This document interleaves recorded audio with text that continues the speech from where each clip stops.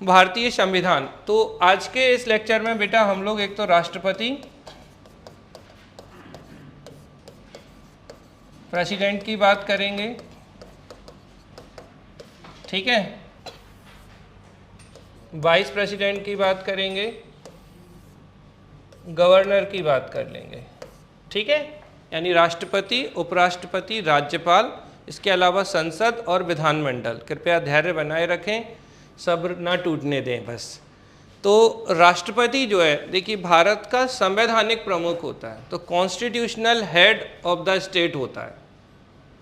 Real head of the state कौन है? प्रधानमंत्री। तो वास्तविक शक्ति, देखो बहुत सिंपल है, वास्तविक शक्ति राष्ट्रपति के पास नहीं है, किसके पास है? प्रधानमंत्री के पास। लेकिन कॉन्स्टिट्यूशनल हेड मतलब संविधान का प्रमुख कौन है? राष्ट्रपति है। अब दूसरी बात आ जाती है, तो राष्ट्रपति संसद का अभिन्न अंग है। इस स्टेटमेंट को ध्यान रखना, क्या? राष्ट्रपति संसद का अभिन्न अंग है, लेकिन राष्ट्रपति संसद सदस्य नहीं है। President is a integral part of parliament but not a member of parliament. इसे ध्यान रखना, क्योंकि लोग मिक्स करते हैं। और याद रखना कि जो संसद बनती है, संसद जो बनती है ना बेटा, जैसे संसद यानी क्या? पार्लियामेंट। तो पार्लियामेंट का फॉर्मेशन किस किस से हो रहा है? राष्ट्रपति, राज्यसभा प्लस लोकसभा। तो आपको ये ध्यान रखना है कि parliament equal to president, Rajya Sabha, Lok Sabha.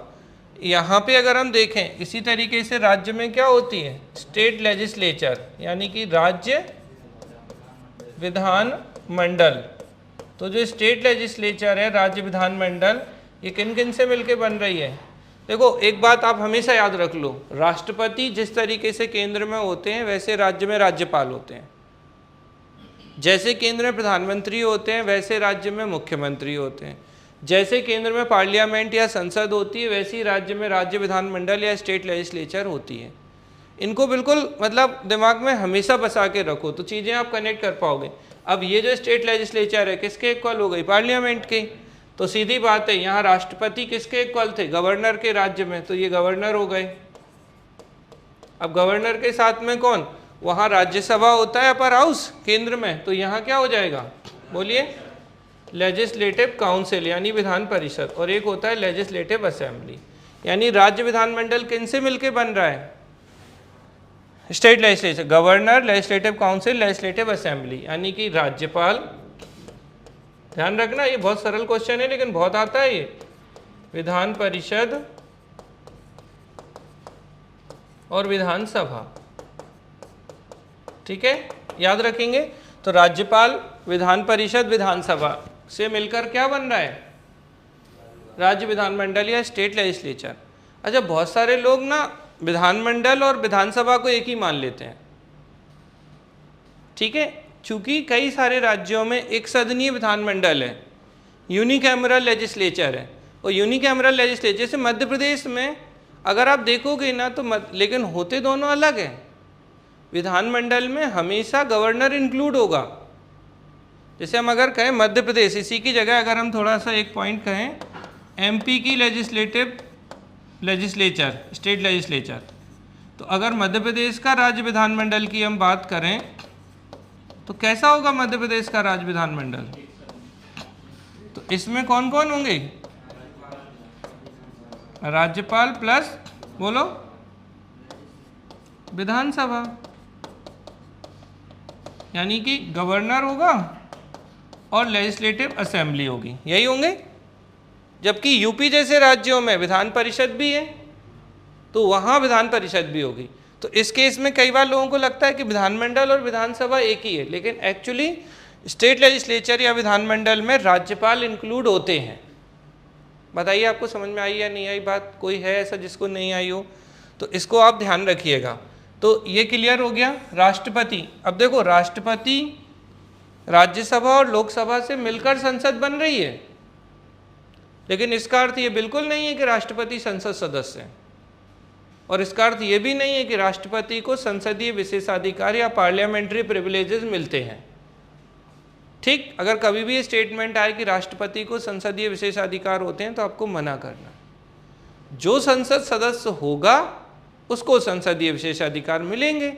राष्ट्रपति संसद का अभिन्न अंग है, सीधा आएगा statement, integral part of the parliament. तो प्रेसिडेंट क्या है? President is a integral part of parliament, क्योंकि बिना प्रेसिडेंट या राष्ट्रपति के संसद का गठन नहीं होगा। लेकिन राष्ट्रपति संसद सदस्य नहीं होते हैं, इस बात को आपको ध्यान रखना है, ठीक है।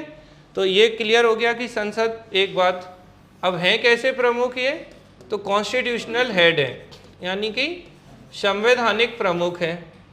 ये तो नहीं होंगे उपराष्ट्रपति संवैधानिक प्रमुख। अगर हम राज्य के स्तर पर देखेंगे तो राज्य का संवैधानिक प्रमुख कौन होगा? राज्यपाल।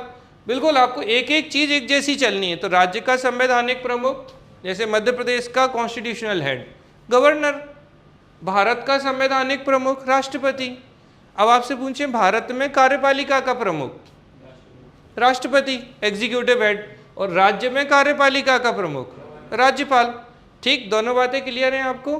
फिर इसके बाद जब हम आगे बढ़ते हैं तो तीनों को बस समझ लीजिए अच्छे से।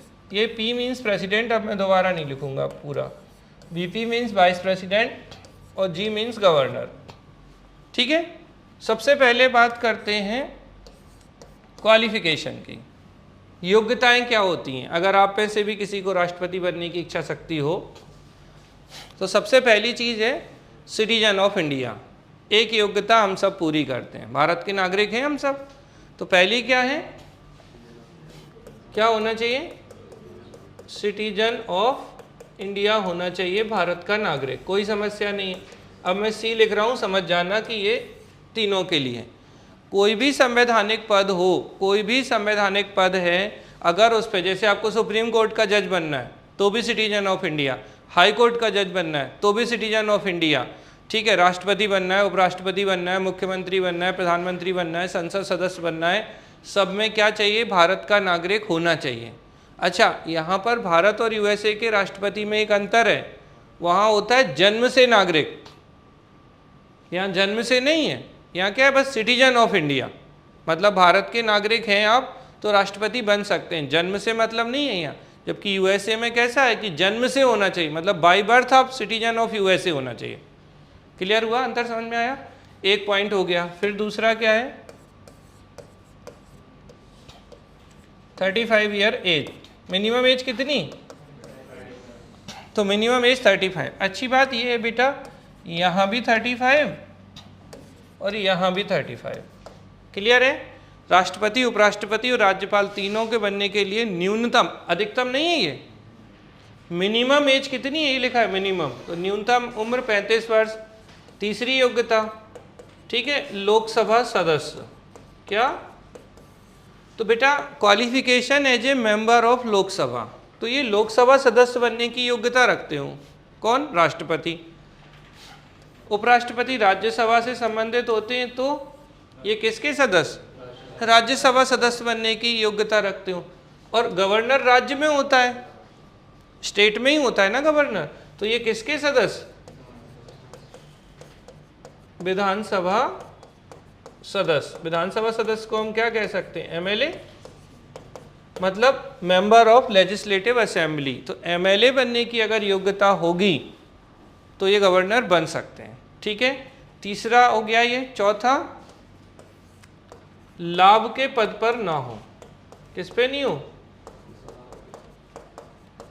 तो ये बहुत अच्छे से याद रखना है कि क्या है, he or she must not hold office of profit. तो किसी लाभ के पद पे नहीं हो। पहले ऐसा नहीं हो कि कलेक्टर हो ये, ठीक है। अगर इन्हें चुनाव में खड़े होना है राष्ट्रपति के तो पहले इन्हें IAS या कलेक्टर का पद छोड़ना पड़ेगा। सेम कर दें, सेम, ज़्यादा नहीं लिखना पड़ेगा ना।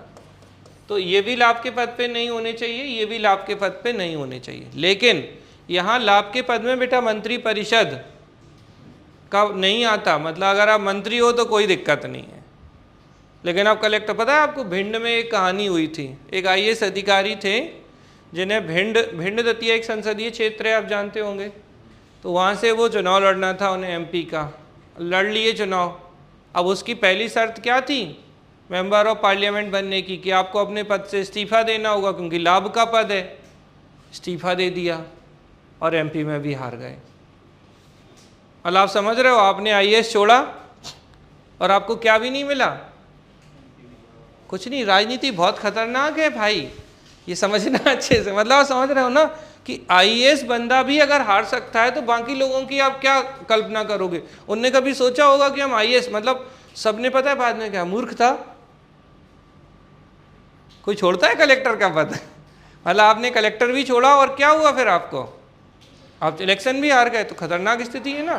तो लाभ के पद पर नहीं होना चाहिए, मतलब must not hold office of profit. ठीक है, तो क्या योग्यताएं हैं? भारत का नागरिक, न्यूनतम उम्र 35 वर्ष, ठीक है, ये लोकसभा सदस्य बनने की, उपराष्ट्रपति राज्यसभा सदस्य बनने की, और गवर्नर विधानसभा या लेजिस्लेटिव असेंबली के सदस्य बनने की योग्यता रखते हो। फिर किसी भी तरीके के लाभ के पद पे ना हो, लाभ के पद पे ना हो, लाभ के पद पे ना हो, यही योग्यताएं चाहिए। इसके अलावा पागल नहीं होना चाहिए, पागल दिवालिया, तो सीधी सी बात है, पागल व्यक्ति को कौन खड़ा होने देगा। तो ये चीज़ आपको यहाँ ध्यान रखनी है। क्लियर हो गया ये? फिर अब इसके अलावा, योग्यताओं के अलावा इनकी क्या होती है? नियुक्ति होती है क्या? तो नियुक्ति नहीं होती इनकी, यानी का क्या होता है? निर्वाचन, यानी कि इलेक्शन। ठीक है, अब इलेक्शन कैसे होता है, डायरेक्ट या इनडायरेक्ट? तो आपको ध्यान रखना है, हम में से किसी ने वोट तो नहीं किया, तो इलेक्शन कैसा है? इनडायरेक्ट इलेक्शन है, अप्रत्यक्ष निर्वाचन है। कैसा निर्वाचन है? हम आपको वीडियो शेयर कर देंगे, थोड़ा मैं लिखवा नहीं रहा हूँ, बस आप समझने फोकस करिए, हम दोबारा पढ़ेंगे चीज़ों को, बट अच्छे से समझ लीजिए आप। इलेक्शन जो है वो इनडायरेक्ट होता है, अप्रत्यक्ष निर्वाचन होता है। उपराष्ट्रपति का कैसा होगा? तो निश्चित रूप से इनके इलेक्शन में भी आप भाग नहीं लेते हैं डायरेक्टली, तो यहाँ भी कैसा है? अप्रत्यक्ष है। अच्छा, गवर्नर की क्या स्थिति होगी? तो बेटा आपको ध्यान रखना है, इनकी होती है नियुक्ति। क्या होती है? अपॉइंटमेंट। कौन सा मेंट? नियुक्ति। और नियुक्ति कौन करते हैं? तो इनकी नियुक्ति प्रेसिडेंट करते हैं। अंतर समझ में आया? राष्ट्रपति का निर्वाचन होगा, इनडायरेक्ट होगा, उपराष्ट्रपति का निर्वाचन होगा, इनडायरेक्ट होगा, लेकिन गवर्नर की अपॉइंटमेंट होगी, और appointment by the president of India. और यहाँ पे एक शब्द होता है, राष्ट्रपति के प्रसाद पर्यंत, मतलब प्लेजर ऑफ प्रेसिडेंट होता है। कैसा होता है? Pleasure of president. तो राष्ट्रपति के प्रसाद पर्यंत होगा कि राष्ट्रपति इन्हें प्रसाद के रूप में दे रहे हैं। अब देखो, पंडित जी मंदिर गए, प्रसाद उठाते हैं, आप हाथ किए हुए हो, दूसरे को दे दिया तब तक, फिर आपके हाथ पे आया, आपको लगा खूब सारा प्रसाद मिल रहा है, पंडित जी ऐसे उठाते हैं और फिर थोड़ा सा दे देते हैं। प्रसाद पर्यंत समझ रहे हो ना? मैं याद रखने के लिए पंडित जी पे आक्षेप नहीं लगा रहा हूँ। मतलब क्या है कि प्रसाद है, उनकी इच्छा है, प्रसाद जब देना होगा दे देंगे, और जब हटाना होगा तो प्रसाद छीन लिया। तो प्लेजर ऑफ प्रेसिडेंट का मतलब है कि राज्यपाल को हटाने के लिए कोई विशेष प्रक्रिया नहीं है। सुबह से उठे राष्ट्रपति, बोले यार हटाओ इन्हें यहाँ से, तो हटा देंगे, बोले बिठाओ इन्हें यहाँ पे, तो बिठा देंगे। समझ में आ रहा है? स्थानांतरण करने के लिए, नियुक्ति करने के लिए, हटाने के लिए कोई विशेष प्रक्रिया नहीं है। जबकि राष्ट्रपति और उपराष्ट्रपति का क्या हो रहा था? इलेक्शन हो रहा था, और इनडायरेक्ट इलेक्शन हो रहा था। ठीक, अब निर्वाचन में बहुत अच्छी अच्छी बातें हैं। निर्वाचन होगा तो कोई तो भाग लेता होगा ना भाई। तो एक ही शब्द याद रखना है, इलेक्टेड मेंबर ऑफ पार्लियामेंट। क्या बोले? इलेक्टेड मेंबर ऑफ पार्लियामेंट, संसद के निर्वाचित सदस्य। और ऐसे भी कह सकते हैं, लोकसभा के निर्वाचित, राज्यसभा के निर्वाचित। ठीक है, राज्य में क्या होती है? लेजिस्लेटिव असेंबली यानी विधानसभा के निर्वाचित। और चौथा होता है दिल्ली पौंडीचेरी के निर्वाचित। ओवरऑल अगर आप सब पे लिख दो इलेक्टेड, मतलब क्या? Elected member of Lok Sabha, Rajya Sabha, legislative assembly and Delhi Pondicherry legislative assembly. तो सिर्फ और सिर्फ निर्वाचित सदस्य भाग लेते हैं, बाकी कोई और भाग नहीं लेता। ठीक है, मतलब जिनका इलेक्शन हुआ है वही लोग भाग लेंगे। तो लोकसभा के निर्वाचित सदस्य, राज्यसभा के निर्वाचित सदस्य, राज्य की विधानसभा के निर्वाचित सदस्य, दिल्ली पौंडीचेरी विधानसभाओं के निर्वाचित सदस्य, ये लोग यहाँ पे भाग लेते हैं। पहले दिल्ली पौंडीचेरी विधानसभाओं के निर्वाचित सदस्य नहीं लेते थे। ये किस संशोधन से लेना शुरू किए? Very good. तो 70वें संविधान संशोधन से दिल्ली और पौंडीचेरी विधानसभाओं को जोड़ दिया गया कि इनके सदस्य भी राष्ट्रपति के निर्वाचन में भाग लेंगे। आयोग क्लियर? कोई समस्या? उपराष्ट्रपति में देखें कि भैया कौन वोट करेगा, तो यहाँ पे बेटा संसद के सभी सदस्य, क्या ऑल मेंबर ऑफ पार्लियामेंट। अब पार्लियामेंट किन किन से मिलके बन रही थी? राज्यसभा लोकसभा, यानी सीधी बात, तो राज्यसभा और लोकसभा के कैसे मेंबर? ऑल मेंबर्स, चाहे वो इलेक्टेड हो या नॉमिनेटेड हो। तो निर्वाचित भी और मनोनीत भी सभी सदस्य भाग लेते हैं। अंतर समझ में आया दोनों में क्या हुआ? राष्ट्रपति के निर्वाचन में राज्यों की विधानसभाओं के सदस्य भाग ले रहे हैं, लेकिन उपराष्ट्रपति में नहीं ले रहे हैं। यहाँ पर लोकसभा राज्यसभा के सिर्फ कौन से सदस्य? इलेक्टेड मेंबर भाग ले रहे हैं। यहाँ राज्यसभा लोकसभा के निर्वाचित और मनोनीत दोनों सदस्य भाग ले रहे हैं। और इनके साथ कुछ होगा क्या? इनकी तो नियुक्ति हुई है, तो इलेक्शन जैसा कुछ होने का मतलब ही नहीं है। अच्छा, प्रेसिडेंट के लिए आर्टिकल 52 है, वाइस प्रेसिडेंट के लिए 63 है, और गवर्नर के लिए 150। पक्का? अच्छा, 101%। ठीक, तो राष्ट्रपति के लिए आर्टिकल 52, उपराष्ट्रपति के लिए आर्टिकल 63 और गवर्नर के लिए आर्टिकल होता है 153। लेकिन यहाँ पर आपको मैं एक चीज़ और कंपैरिजन में बताता हूँ। राष्ट्रपति का पद 52 में है, 53 में राष्ट्रपति की कार्यपालिका शक्ति है, executive power of the president. 54 में, देखो ऐसे याद रखो, हिंदी में चौंगन बोलते हैं ना 54 को, चौंगन निर्वाचन करो याद। मीन्स में इतना से ही लिखना था, बस यही याद आ जाता है बच्चों को, इतने में ही काम हो जाता है। चौंगन निर्वाचन, तो इलेक्शन ऑफ द प्रेसिडेंट कहाँ? ऐसे इंग्लिश में पढ़ोगे ना, इलेक्शन ऑफ द प्रेसिडेंट 54, कोई कनेक्टिविटी नहीं, लेकिन हिंदी में कितनी सरल है, चौंगन निर्वाचन। तो राष्ट्रपति का ये जो निर्वाचन हो रहा है, ये किस आर्टिकल में है? 54 में। ठीक है, तो कितने आर्टिकल? 52 में राष्ट्रपति, 53 में एग्जीक्यूटिव पावर। देखो राष्ट्रपति हैं तो कार्य करेंगे, तो कार्यपालिका शक्ति, एग्जीक्यूटिव पावर, चौंगन निर्वाचन। ठीक है, ऐसे ही गवर्नर 153 में गवर्नर है, तो गवर्नर भी कुछ काम करेगा कि नहीं करेगा? तो यानी ये कौन सी पावर होगी इनकी? यानी इनकी राज्यपाल की एग्जीक्यूटिव पावर चौंगन में। और 155 में क्या होगा? नियुक्ति। तो डायरेक्ट क्वेश्चन है ये आपके प्रीवियस ईयर का, अपॉइंटमेंट ऑफ द गवर्नर, राज्यपाल की नियुक्ति कहाँ? तो आर्टिकल 155 में। और कौन करता है?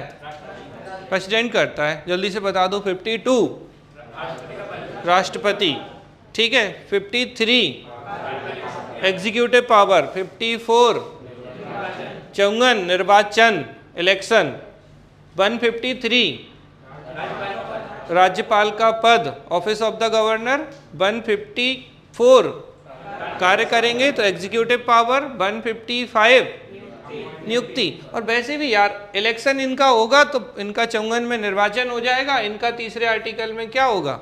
इनकी नियुक्ति हो जाएगी। भाई जिनका निर्वाचन होता ही नहीं है उनका निर्वाचन कहाँ से कराओगे? इतनी बात क्लियर। अब ये तो हुई इनके निर्वाचन में सदस्य, संसद के यानी राज्यसभा लोकसभा के निर्वाचित सदस्य, राज्यों की विधानसभाओं के निर्वाचित सदस्य और दिल्ली पौंडीचेरी विधानसभाओं के इलेक्टेड या निर्वाचित सदस्य। लेकिन जब राष्ट्रपति को हटाओगे तो सिर्फ ही नहीं करते हैं। लेजिस्लेटिव काउंसिल के सदस्य राष्ट्रपति के इलेक्शन में भाग नहीं लेते हैं, ना इलेक्टेड ना नॉमिनेटेड, ये ध्यान रखिएगा। विधान परिषद के सदस्य ना तो उपराष्ट्रपति के चुनाव में ना राष्ट्रपति के चुनाव में भाग लेते हैं, ये ध्यान रखना है अच्छे से, ना इलेक्टेड ना नॉमिनेटेड। ठीक है, जब आप राष्ट्रपति को हटाने की बात करोगे, रिमूवल प्रोसेस जिसे हम कहते हैं इम्पीचमेंट प्रोसेस, क्या कहते हैं, महाभियोग की प्रक्रिया। तो महाभियोग की प्रक्रिया जब होगी तो सिर्फ बेटा कौन, लोकसभा और राज्यसभा के ही सदस्य भाग लेंगे और कोई नहीं। अब क्वेश्चन क्या आता है, राष्ट्रपति के चुनाव में तो राज्यों के सदस्य भाग लेते हैं, लेकिन राष्ट्रपति के हटाने की प्रक्रिया में राज्यों के सदस्य भाग नहीं लेते। तो सही बात है, ठीक है। फिर पूछते हैं किसके निर्वाचन में तो राज्य के सदस्य भाग लेते हैं लेकिन हटाने की प्रक्रिया में नहीं, तो राष्ट्रपति।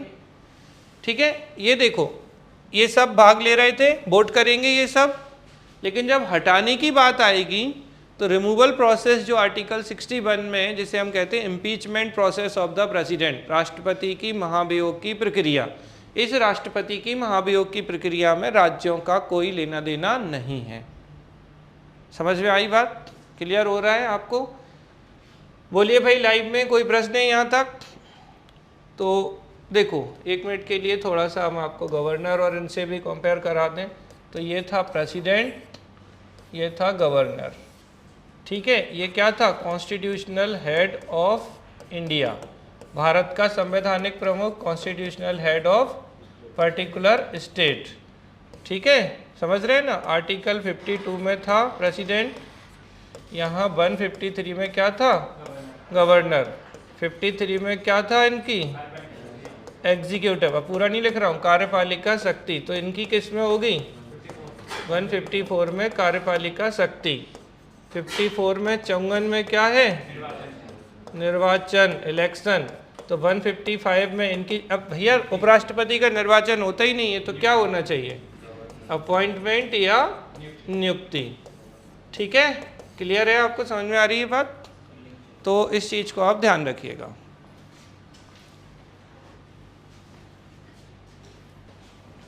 आर्टिकल 52 प्रेसिडेंट यानी office of the president, president का पद।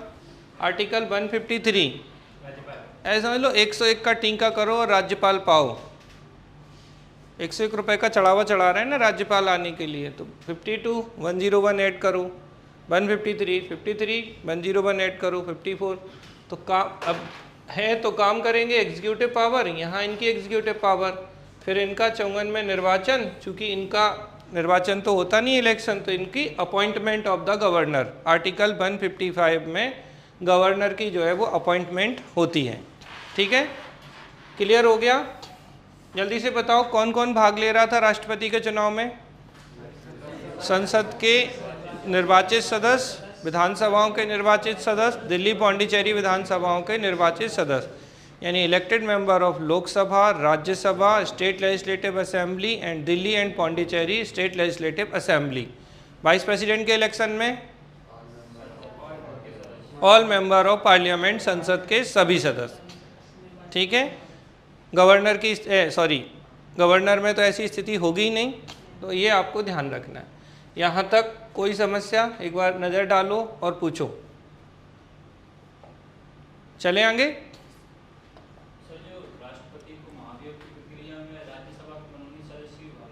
जी ठीक है ना, आपको ध्यान रखना है कि ऐसा कुछ। हाँ पूछिए।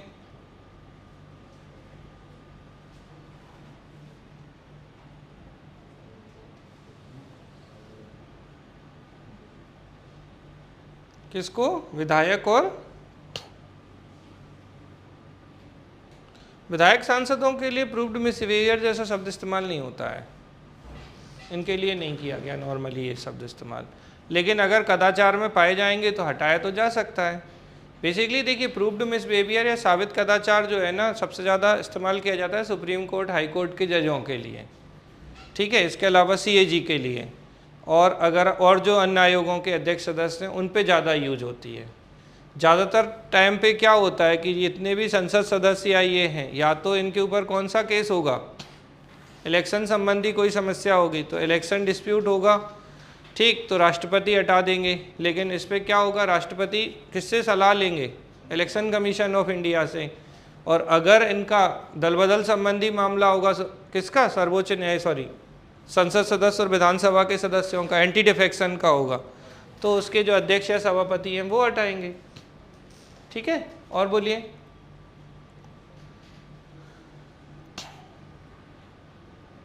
हाँ बने हैं।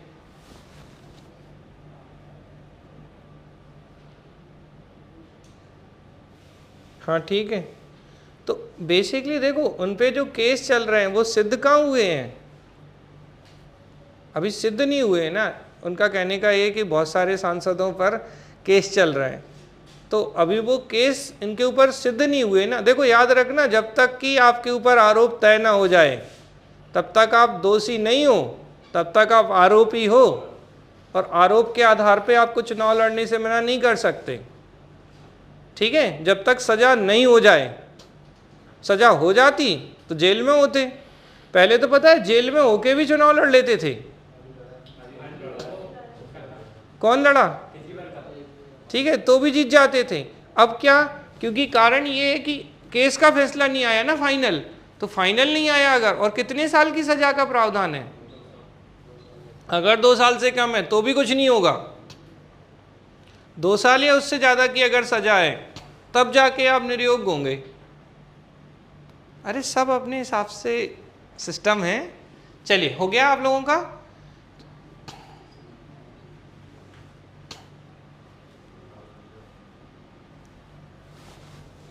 सॉरी, हाँ, तो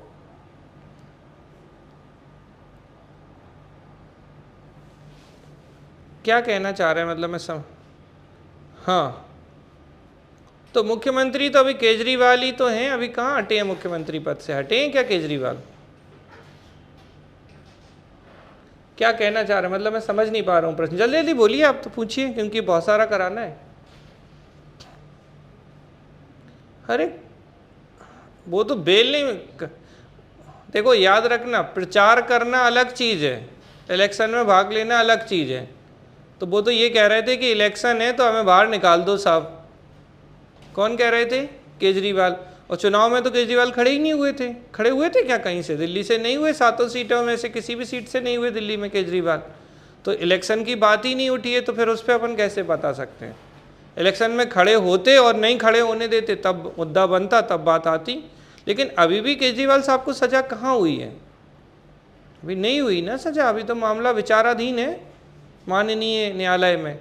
बस यही बोलना है आपको। चलो खैर, चलें आगे। तो देखिए, आपको ये ध्यान रखना है कि ये तो हुई इनके पैरेलल आर्टिकल्स की बात। जो हम आर्टिकल 61 की बात कर रहे हैं, ये क्या है?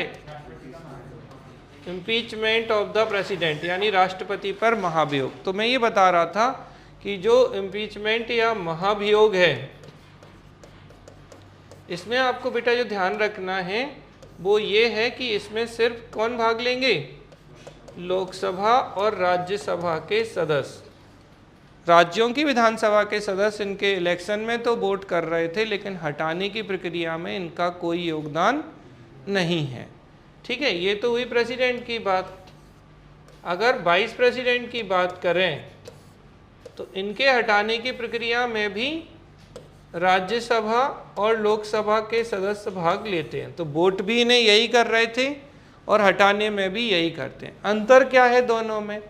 तो उपराष्ट्रपति के हटाने की प्रक्रिया जो है, इनकी प्रोसेस कहाँ से स्टार्ट होगी? राज्यसभा से स्टार्ट होगी। ठीक है, जबकि राष्ट्रपति की महाभियोग की प्रक्रिया है, ये लोकसभा या राज्यसभा, उल्टा कर दो, राज्यसभा या लोकसभा। ये क्वेश्चन आता है कि राष्ट्रपति को हटाने की प्रक्रिया कहाँ से शुरू होती? तो किसी भी सदन से, जहाँ मन करे वहाँ से हटा लो। हटाने का सिर्फ एक आधार है, ठीक है, संविधान का अतिक्रमण या उल्लंघन, वायलेशन ऑफ द कॉन्स्टिट्यूशन। इसके अलावा कोई आधार नहीं। अब आप ये मत पूछना कि भैया संविधान का उल्लंघन क्या, तो ये संविधान में वर्णित नहीं है। तो बढ़िया है। जब मन करे कि राष्ट्रपति जी को हटवाना है तो क्या आरोप लगाएंगे?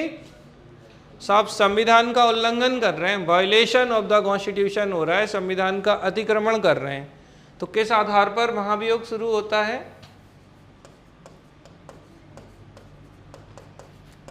संविधान के उल्लंघन या अतिक्रमण, यानी वायलेशन ऑफ द कॉन्स्टिट्यूशन। ठीक है, ध्यान रखेंगे। और किसी आधार पर इन्हें हटाने की प्रक्रिया शुरू नहीं होगी। किसके आधार पर? वायलेशन ऑफ द कॉन्स्टिट्यूशन, अभी संविधान का उल्लंघन कर रहे हैं, इसी के आधार पर। यहाँ कोई नहीं है ऐसा आधार, आपकी मर्जी है, हटाओ उपराष्ट्रपति जी को। लेकिन उपराष्ट्रपति को हटाने की प्रक्रिया राज्यसभा से शुरू होगी, जबकि राष्ट्रपति के हटाने की प्रक्रिया किसी भी सदन से शुरू हो सकती है। और दोनों को ही क्या देते हैं?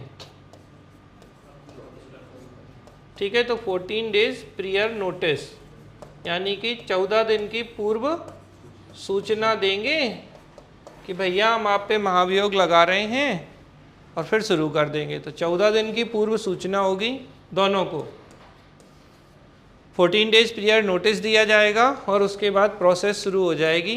जिस भी सदन में चाहो उस सदन में शुरू कर दो। ठीक है, ध्यान रखेंगे अच्छे से।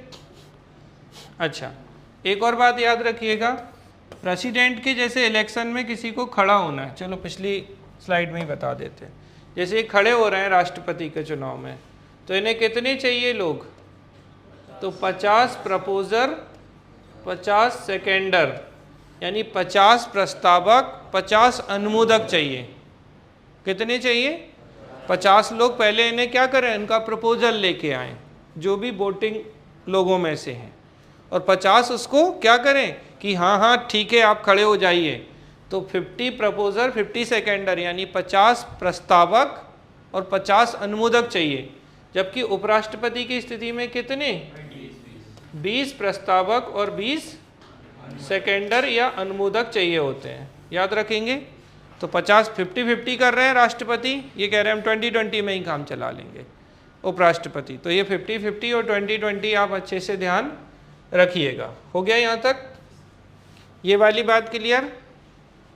यहाँ पे 14 दिन का नोटिस और ये सारी चीज़ें क्लियर हैं आपको? ठीक। हटाने का आधार क्या है? संविधान का उल्लंघन है, जबकि यहाँ पे इनका कोई ऐसा आधार नहीं होता है। राष्ट्रपति को हटाने के लिए कौन से बहुमत की आवश्यकता है?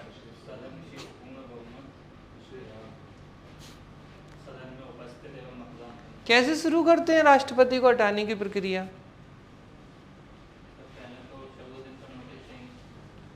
स्पेशल को गोली मारो, पहले मुझे बताओ, सीधा सीधा बताओ, स्पेशल कह के थोड़ी उत्तर हो जाएगा अकेला। कैसे शुरू करते हैं? चलो राष्ट्रपति को हटवाते हैं, कैसे हटवाएंगे? शुरू करो। सबसे पहले संविधान के उल्लंघन के आरोप में एक रिजोल्यूशन आएगा, प्रस्ताव आएगा, ठीक है। 14 दिन की पूर्व सूचना देंगे।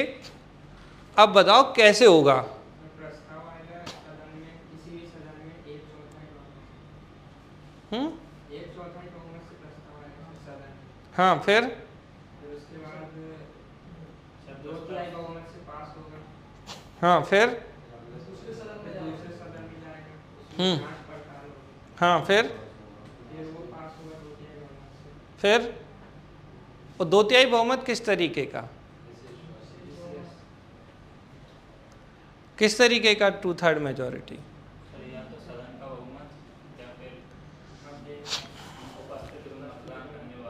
है इसमें? उपस्थित एवं मतदान करने वालों, ध्यान रखना, कुल सदस्यों का 2/3 मेजॉरिटी है यहाँ पे। देखो, अगर आप ऐसे समझो कि अगर मान लो हमने सोचा कि लोकसभा से शुरू करते हैं हटाने की प्रक्रिया, तो सबसे पहले क्या होगा? 1/4 मेंबर जो हैं ये रिजोल्यूशन या प्रस्ताव लाएंगे। क्या लेके आएंगे? प्रस्ताव लाएंगे, ठीक है। ले आए प्रस्ताव। अब प्रस्ताव को फिर कैसे? तो ये प्रस्ताव जो आया, 14 दिन की सूचना दे दी, फिर इसे 2/3 मेजॉरिटी से पास होना है, ठीक है। 2/3 मेजॉरिटी से पास होने के बाद अब लोकसभा में ही पास हुआ ना, ये कहाँ जाएगा? राज्यसभा में जाएगा। तो जब ये राज्यसभा में जाएगा तो ये इन्वेस्टिगेट करेंगे, जांच करेंगे, क्योंकि पता तो करें कि आरोप लगा रहे हो, ऐसा तो नहीं लोकसभा वाले नाराज हैं इसलिए कर दिया, तो जांच करेंगे। अब राज्यसभा जब जांच करती है तो राष्ट्रपति खुद या किसी को भेज सकते हैं जिन पे ये आरोप लगे हैं, जो भी, उस पर अपना वक्तव्य देने के लिए। और अगर जांच में ये दोषी पाए जाते हैं राज्यसभा में भी, तो ये 2/3 मेजॉरिटी से अगर पारित हो जाएगा तो इस तरीके से राष्ट्रपति को उसी क्षण हटा दिया जाएगा। और याद रखना, जिस ड्यूरेशन में राष्ट्रपति पद पर थे, उन्होंने जो कार्य किए थे उन पर कोई क्वेश्चन मार्क नहीं लगाया जा सकता। जैसे एक एग्जाम्पल मैं कहूँ कि 1 जून को राष्ट्रपति बने और 1 जून से 15 जून तक राष्ट्रपति ने जो जो काम किए उस दौरान, तो ये कोई भी काम जो है वो इनवैलिड नहीं होगा। वो बाकायदा, भले उन्हें किसी भी आधार पर हटाया गया, मतलब हटा दिया गया, लेकिन इससे पहले जो काम उन्होंने कर दिए उसके आधार पर इन्हें हटाया, मतलब उन कामों को इनवैलिड नहीं किया जाएगा। महाभियोग की प्रक्रिया समझ में आई क्या है? लोकसभा या राज्यसभा कहीं से भी स्टार्ट कर सकते हैं, संविधान के उल्लंघन के आधार पर स्टार्ट करते हैं, ठीक है। 14 दिन का पूर्व सूचना या 14 डेज प्रियर नोटिस देते हैं। लोकसभा में शुरू किया तो 1/4 मेंबर रेजोल्यूशन लाएंगे, राज्यसभा में स्टार्ट करोगे तो 1/4 मेंबर्स रेजोल्यूशन लाएंगे। उसके बाद 2/3 मेजॉरिटी से इसे पास करना होगा, और जब ये पास हो जाएगा तो दूसरे हाउस में जाएगा, फिर वो जांच करेगा, और उसके बाद अगर ये दोषी पाए जाते हैं और 2/3 मेजॉरिटी से पास हो जाता है तो इस तरीके से राष्ट्रपति जी जो हैं वो हटा दिए जाएंगे। खुश होने की बात यह है कि आज तक हमारे किसी भी राष्ट्रपति पर इस तरीके का कोई भी प्रोसेस शुरू नहीं हुई है, मतलब ये इस पे सोचा भी नहीं गया है, हटाने की तो बहुत दूर की बात है, जबकि यूएसए जैसे देश में ये चीज़ हो चुकी है, ठीक है। बिल क्लिंटन पे तो बिल्कुल महाभियोग लेके आ गए थे, अगर वो पद नहीं छोड़ते ना तो लग ही जाता। सुना है नाम आपने बिल क्लिंटन का? बिल क्लिंटन जिनकी पत्नी हिलेरी क्लिंटन है, नहीं जानते? बहुत फेमस पर्सनैलिटी हैं ये, मतलब इनका एक अफेयर था बिल क्लिंटन का, मैं बताऊं, मोनिका लेविंस्की के साथ। उसने इन पे केस कर दिया था राष्ट्रपति होते हुए भी। किसने? मोनिका लेविंस्की ने। तो सोचो, अमेरिका जैसे देश में इन पर भी महाभियोग लगाने की बात चल रही थी, जबकि वहाँ सबसे ज़्यादा टफेस्ट प्रोसेस जो है वो यूएसए की है। फिर इनने जो किताब लिखी थी वो इतनी चली कि उससे ये लोग अमीर हो गए। किसने? बिल क्लिंटन ने। ये भी अच्छा है, बदनाम में भी नाम छुपा होता है, ये वो वाली बात है। प्रेरित नहीं कर रहे हैं बदनाम होने के लिए, ठीक है, ऐसे नहीं सोचना। क्लियर हो गया आपको? ये समझ में आ गई बात? तो ये है इनकी प्रोसेस, जबकि इनकी प्रोसेस इस तरीके की नहीं होती है। इनकी राज्यसभा से शुरू होगी, ठीक, साधारण बहुमत से पारित हो जाएगी, इसके बाद लोकसभा में जाएगी और लोकसभा सहमत है, मतलब साधारण बहुमत से ये पारित होगी और उपराष्ट्रपति महोदय हट जाएंगे। यहाँ ये नहीं कहना कि ये लोकसभा से स्टार्ट हो सकती है। एक और इम्पॉर्टेंट बात आपको ये ध्यान रखनी है, राष्ट्रपति जो थे वो किसी सदन के अध्यक्ष नहीं होते हैं, जबकि उपराष्ट्रपति जो हैं ये राज्यसभा के पदेन सभापति होते हैं। क्या होते हैं? पदेन सभापति। मतलब क्या? Ex officio chairman of Rajya Sabha. Direct question आता है, कौन सा व्यक्ति है जो उस सदन का सदस्य नहीं है फिर भी उसका सभापति होता है, या किस सदन का सभापति उसका सदस्य नहीं होता है? तो उपराष्ट्रपति। उपराष्ट्रपति राज्यसभा के सदस्य नहीं है, लेकिन फिर भी इसके क्या हैं? पदेन सभापति या एक्स ऑफिसियो चेयरमैन है। याद रखेंगे, ये क्वेश्चन खूब आता है, खूब, तो इसको आप ध्यान रखिएगा बहुत अच्छे से। आगे चले, चलो भैया, नियुक्ति करा ली, इस्तीफा दिलवाएं जरा। है तीनों स्थिति, राष्ट्रपति, उपराष्ट्रपति, वाइस प्रेसिडेंट और गवर्नर। अगर हम कहें कि राष्ट्रपति अपना इस्तीफा, रेजिग्नेशन, किसको देंगे इस्तीफा? वाइस प्रेसिडेंट को, ठीक है। राष्ट्रपति अपना इस्तीफा उपराष्ट्रपति को, तो उपराष्ट्रपति किसको देंगे अपना इस्तीफा? ये राष्ट्रपति को। बढ़िया एक्सचेंज ऑफर है, आप हमारा ले लो, हम आपका दे देंगे, ठीक। गवर्नर किसको इस्तीफा देंगे? गवर्नर भी राष्ट्रपति को इस्तीफा देते हैं। अच्छा, एक बढ़िया क्वेश्चन पूछता हूँ, शपथ, ठीक है, जैसे जब नियुक्ति होती है तो कोई ना कोई इन्हें ओथ दिलाएगा, ओथ, तो oath of the president article, ठीक है, तो किस आर्टिकल में? राष्ट्रपति की शपथ 60 में। और ओथ दिलाता कौन है?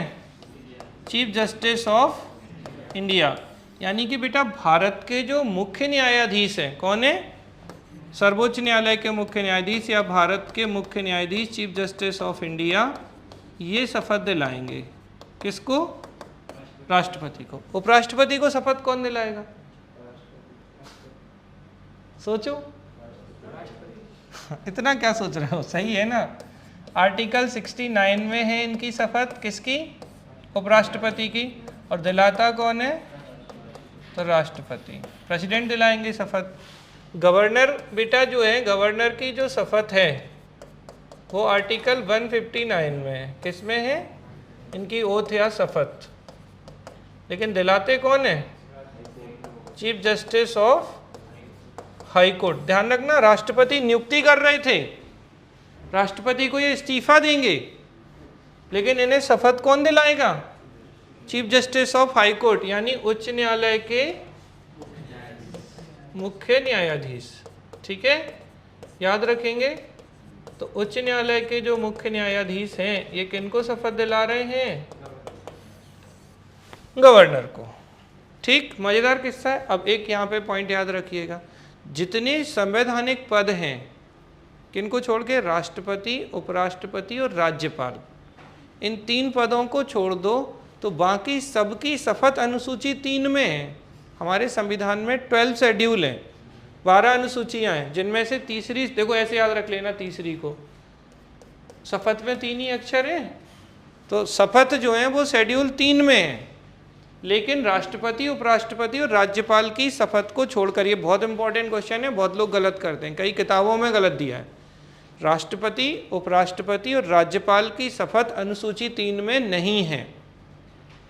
ठीक, यहाँ नहीं है अनुसूची 3 में। किनकी? इन तीनों की। राष्ट्रपति की आर्टिकल 60, कनेक्ट करो जल्दी से, आर्टिकल 60 में प्रेसिडेंट, 69 में वाइस प्रेसिडेंट और 159 में गवर्नर की शपथ है। ठीक है, अच्छे से, बिल्कुल मतलब गड़बड़ नहीं होनी चाहिए।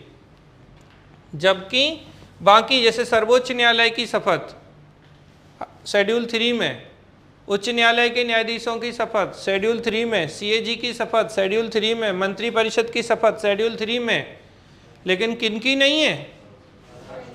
राष्ट्रपति, उपराष्ट्रपति और राज्यपाल की। राष्ट्रपति 60, उपराष्ट्रपति 69 और गवर्नर या राज्यपाल 159 में इनकी शपथ है। क्लियर है आपको? यहाँ तक ध्यान रखिएगा अच्छे से, कोई प्रश्न यहाँ तक किसी का? शपथ हो गई। अब आ जाते हैं वेतन भत्ते पर।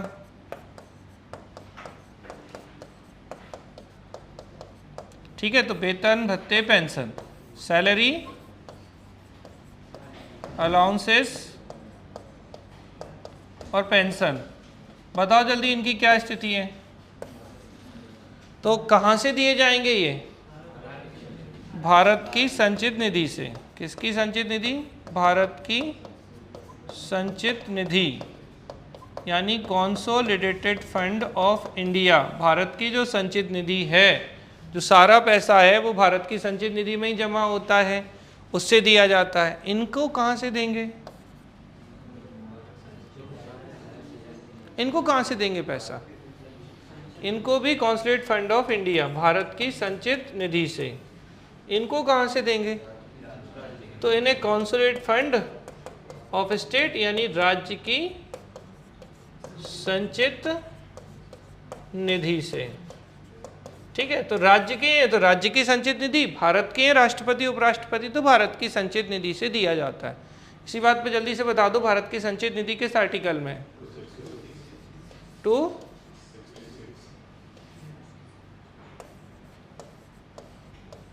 और राज्य की वो भी 266 में ही है, मतलब आर्टिकल 266 में ही है तीनों की संचित निधि, भारत की, और तीनों मतलब दोनों ही हैं, तीनों तो लोग हैं। भारत की संचित निधि और राज्य की संचित निधि दोनों ही आर्टिकल 266 में है। चलो जरा देख लें आप लोगों की याददाश्त का परीक्षण। कितने आर्टिकल्स पढ़ लिए हमने?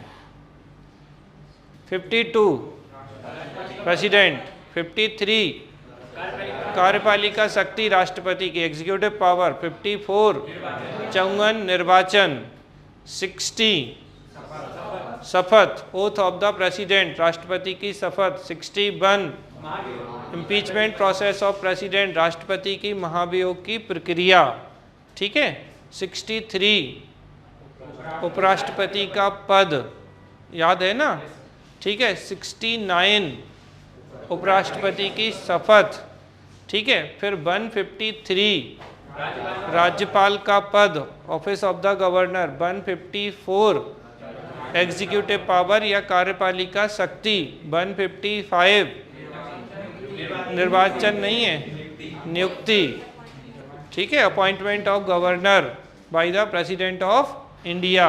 और कैसा होगा? प्रसाद पर्यंत, प्लेजर ऑफ प्रेसिडेंट, ठीक है। फिर इसके बाद, ठीक है, 159 राष्ट्रपति है क्या, राज्यपाल की शपथ, तो ठीक है। और फिर 266 क्या है? भारत की संचित निधि। यहां तक कोई समस्या किसी को? बताओ तो जरा, सैलरी कितनी दिलवा रहे हो राष्ट्रपति जी को और उपराष्ट्रपति को? 4.5 की 4? चलो भैया लाइव में बोलो जरा, राष्ट्रपति की सैलरी कितनी है? 5 लाख। हालांकि ये क्वेश्चन तो नहीं आएगा कभी, अब तो नहीं आते हैं ऐसे। उपराष्ट्रपति की 4 लाख और राज्यपाल की 3.5 लाख, 3.5 लाख। बढ़िया है सैलरी एकदम, मैं बनना पसंद करूंगा, ठीक है। कुछ करना ही नहीं है, संवैधानिक प्रमुख है भाई साहब। इंटेलिजेंट व्यक्ति को नहीं बिठाते हैं, ये याद रखिएगा, कभी भी समस्या उत्पन्न हो जाती है। चलो हो गया यहाँ तक, तो ये कोई समस्या यहाँ तक किसी भी बात में? आगे चले, चलो अब हम देखते हैं कि कार्य करा लेते हैं इनसे, कुछ काम धाम करते हैं कि नहीं। अच्छा, एक पॉइंट और याद रखना, अगर राष्ट्रपति अपना इस्तीफा देता है उपराष्ट्रपति को, बैक में ही बता देते हैं बेटा, राष्ट्रपति ने अपना इस्तीफा किसको दिया? उपराष्ट्रपति को। उपराष्ट्रपति इसकी सूचना, ये क्वेश्चन आ चुका है, उपराष्ट्रपति इसकी सूचना लोकसभा अध्यक्ष को देते हैं। राष्ट्रपति ने अपना इस्तीफा दिया कि हम तो नहीं करेंगे काम, उपराष्ट्रपति को। उपराष्ट्रपति एज अर्ली एज पॉसिबल तुरंत ही किसको देगा सूचना?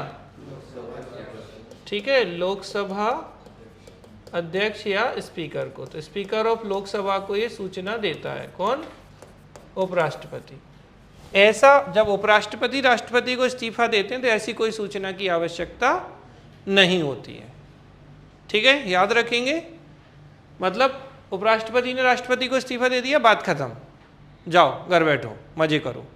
लेकिन जब राष्ट्रपति उपराष्ट्रपति को इस्तीफा देते हैं, चूंकि राष्ट्र का संवैधानिक प्रमुख अब नहीं है कोई, तो इसकी सूचना इन्हें तुरंत लोकसभा अध्यक्ष को देनी होती है। और यहाँ पे ध्यान रखना, अब कौन करेगा कार्यकारी राष्ट्रपति का काम? एक्टिंग प्रेसिडेंट कौन होगा? उपराष्ट्रपति।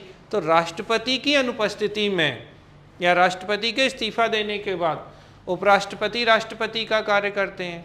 एक्टिंग प्रेसिडेंट हो गए, अब कार्यकारी राष्ट्रपति। और मान लो उपराष्ट्रपति को भी लगे नहीं साहब हम नहीं करेंगे, तो फिर होंगे भारत के मुख्य न्यायाधीश, चीफ जस्टिस ऑफ इंडिया। और चीफ जस्टिस ऑफ इंडिया भी मना करते हैं, बोले नहीं साहब हम नहीं। तो सीनियर मोस्ट जज ऑफ द सुप्रीम कोर्ट क्या बोले?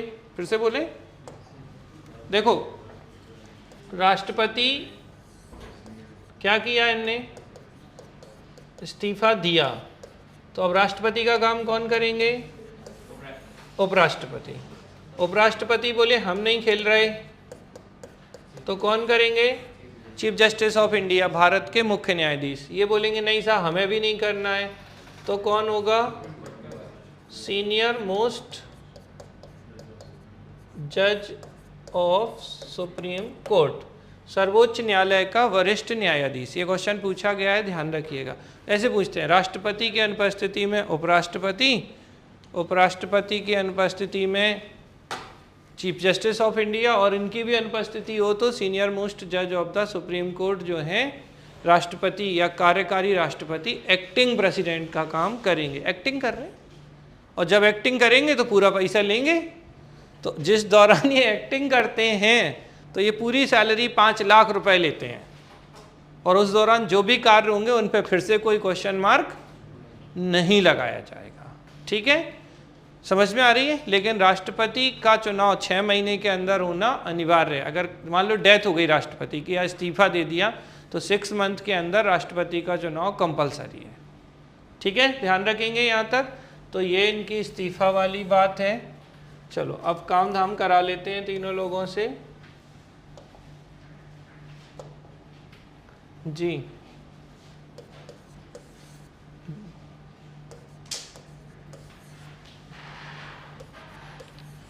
दोनों राज्यों के द्वारा, जैसे ये कह रहे हैं कि जैसे कई बार होता है ना कि राज्यपाल जो है वो 2 या 2 से अधिक एक राज्यपाल 2 या 2 से अधिक राज्यों के राज्यपाल बनते हैं। अभी आनंदीबेन पटेल थी कुछ समय पहले, तो ये मध्य प्रदेश के साथ उत्तर प्रदेश की भी थी। ठीक है, जानते हैं आनंदीबेन पटेल को। ठीक है, गुजरात की मुख्यमंत्री रही हैं, ये मध्य प्रदेश की गवर्नर भी रही हैं। तो उस स्थिति में इनकी जो सैलरी होती है वो दोनों राज्यों के संचित निधि से जाती है और राष्ट्रपति निर्धारित करते हैं। ठीक है, और ये मत बोलना साहब हम 2-2 काम कर रहे हैं तो हमें यहाँ से भी चाहिए, मध्य प्रदेश से और उत्तर प्रदेश से भी हम 3.5 लेंगे, ऐसा नहीं होता है। कितने उससे बोल रहा है? 7। ठीक है, तो 7-8 कुछ नहीं, वही सैलरी रहेगी। और ये चीज़ कब से आई है? तो 7वें संविधान संशोधन से ये चीज़ लाई गई थी, 7th अमेंडमेंट से, कि एक राज्यपाल 2 या 2 से अधिक राज्यों के लिए एक राज्यपाल हो सकता है। तो कौन से संशोधन से? 7th constitutional amendment act 1956। क्या बात कर रहे हैं? 7th कॉन्स्टिट्यूशनल अमेंडमेंट एक्ट यानी 7वां संविधान संशोधन अधिनियम 1956 ये लेके आया था कि एक ही गवर्नर जो है वो 2 या 2 से अधिक, तो मोर देन 2 स्टेट का गवर्नर हो सकता है। ठीक भाई, क्लियर? चले आगे। तो आ जाओ फिर से यहाँ राष्ट्रपति जी पे, कार्य कराएं इनसे थोड़े से। हाँ बोलिए ना।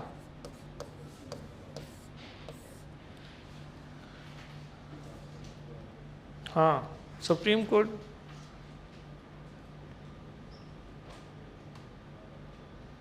क्या?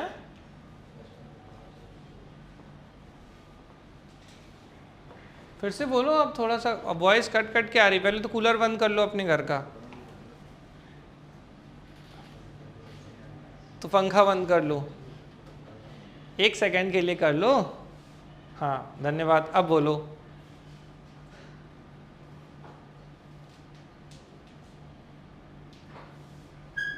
जी हाँ जी,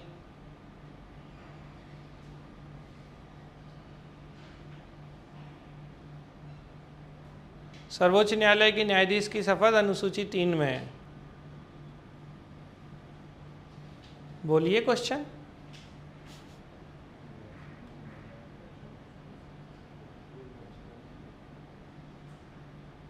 हाँ हाँ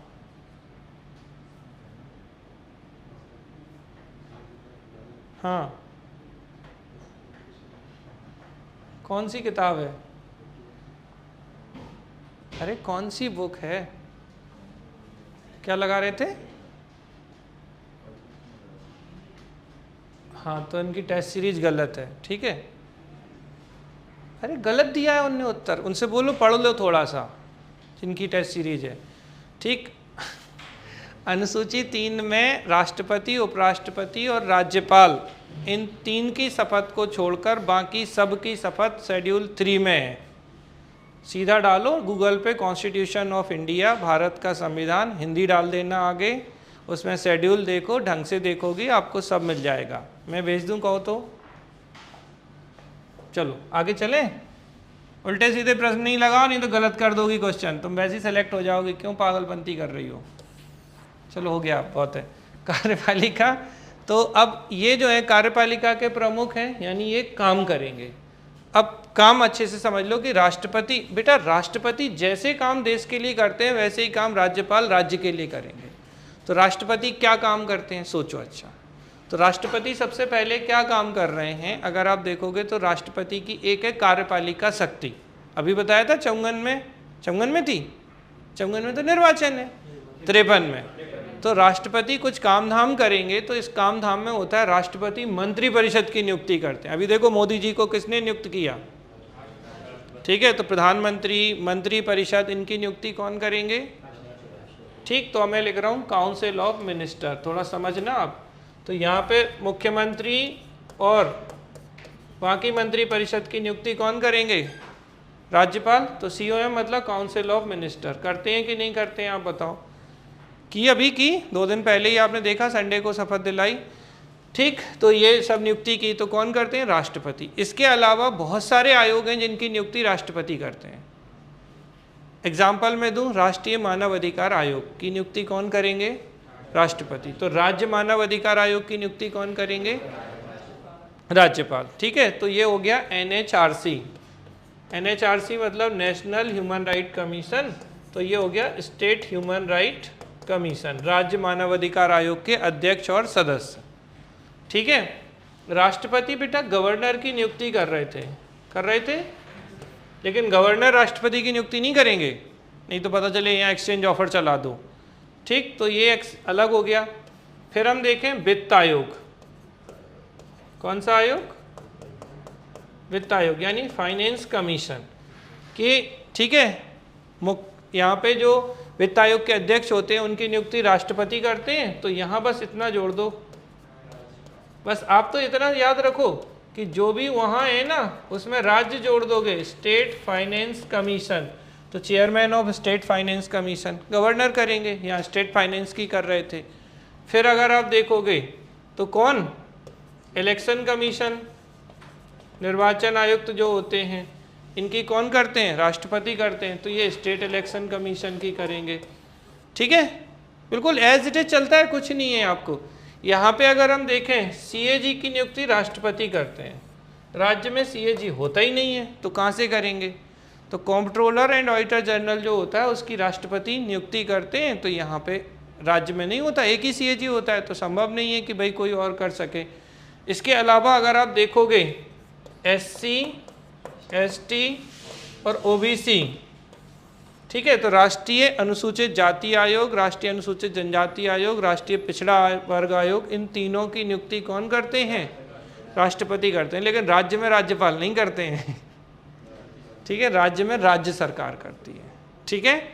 तो SC, ST और OBC कमीशन जो है इनकी नियुक्ति केंद्र में राष्ट्रपति कर रहे हैं, बट राज्य में मध्य प्रदेश राज्य की बात करें तो इनकी नियुक्ति, ठीक है, गवर्नर नहीं करते हैं। कौन करते हैं, स्टेट गवर्नमेंट करती है, ठीक है। तो ये नियुक्ति हो गई। फिर इसके बाद और नियुक्ति पे बात करें, महान्यायवादी यानी अटॉर्नी जनरल ऑफ इंडिया। तो भारत का जो महान्यायवादी है इसकी नियुक्ति, ये आर्टिकल 76 में आता है, ये बहुत इंपॉर्टेंट है बेटा। तो महान्यायवादी की नियुक्ति आर्टिकल 76 के अंतर्गत कौन करता है, राष्ट्रपति करते हैं। राज्य में अगर हम बात करें किसकी, राज्य में होता है महाधिवक्ता। कौन होता है, राज्य में महाधिवक्ता होता है। तो इस महाधिवक्ता की नियुक्ति कौन करते हैं, इसे बोलते हैं एडवोकेट जनरल। क्या बोलते हैं, एडवोकेट जनरल ऑफ स्टेट। ये आर्टिकल 165 में होता है। ये राज्य का प्रथम विधि अधिकारी है, फर्स्ट लॉ ऑफिसर है। ये भारत का फर्स्ट लॉ ऑफिसर है, मतलब ये भारत सरकार को सलाह देता है लॉ मैटर्स में, और ये राज्य सरकार को सलाह देता है। तो राज्य वाले महाधिवक्ता की राज्यपाल, और वहाँ राष्ट्रपति जो है वो महान्यायवादी की नियुक्ति करते हैं। तो ये सब आपकी कैसी पावर हैं, एग्जीक्यूटिव पावर हैं, कार्यपालिका शक्ति के अंतर्गत आती है, ठीक है। इसके अलावा आप जैसे यहाँ UPSC, संघ लोक सेवा आयोग, तो यहाँ क्या हो जाएगा, राज्य में PSC है। तो पब्लिक सर्विस कमीशन, तो पब्लिक सर्विस कमीशन के अध्यक्ष और सदस्यों की नियुक्ति राज्यपाल करते हैं, जबकि यूनियन पब्लिक सर्विस कमीशन या संघ लोक सेवा आयोग के अध्यक्ष सदस्यों की नियुक्ति राष्ट्रपति करते हैं, ध्यान रखेंगे। फिर इसके आगे बढ़ें तो अगर इसके आगे बढ़ेंगे और क्या, सुप्रीम कोर्ट हाई कोर्ट जज, ठीक है। तो सुप्रीम कोर्ट और हाई कोर्ट जज की नियुक्ति कौन करते हैं, राष्ट्रपति करते हैं। जबकि डिस्ट्रिक्ट जज, कौन से जज, तो जो जिला न्यायाधीश होते हैं उनकी नियुक्ति कौन करते हैं, राज्यपाल करते हैं। लेकिन जो हाई कोर्ट के जज हैं उनकी नियुक्ति में गवर्नर से सलाह ली जाती है। फिर से बोलूं, सुप्रीम कोर्ट के जज की नियुक्ति, हाई कोर्ट के जज की नियुक्ति राष्ट्रपति कर रहे हैं। लेकिन चूंकि हाई कोर्ट कहाँ है, राज्य में स्थित होता है, जैसे हमारा जबलपुर हाई कोर्ट है, तो इस जबलपुर हाई कोर्ट में जो मुख्य न्यायाधीश और अन्य न्यायाधीश हैं इनकी नियुक्ति करेंगे तो राष्ट्रपति जी, लेकिन किसकी एडवाइस होगी, तो गवर्नर की एडवाइस पर करते हैं। तो हाई कोर्ट के जज जो है ना, हाई कोर्ट जज, इसमें ये क्या करते हैं, एडवाइस देते हैं। तो उच्च न्यायालय के न्यायाधीशों की नियुक्ति में राज्यपाल से सलाह ली जाती है। थोड़ा समझिएगा आप इस पॉइंट को। अगर हाई कोर्ट के मुख्य न्यायाधीश की नियुक्ति हो रही है तो राष्ट्रपति करेंगे, ठीक है। किससे सलाह लेंगे, एक तो सुप्रीम कोर्ट के जज से, चली गई।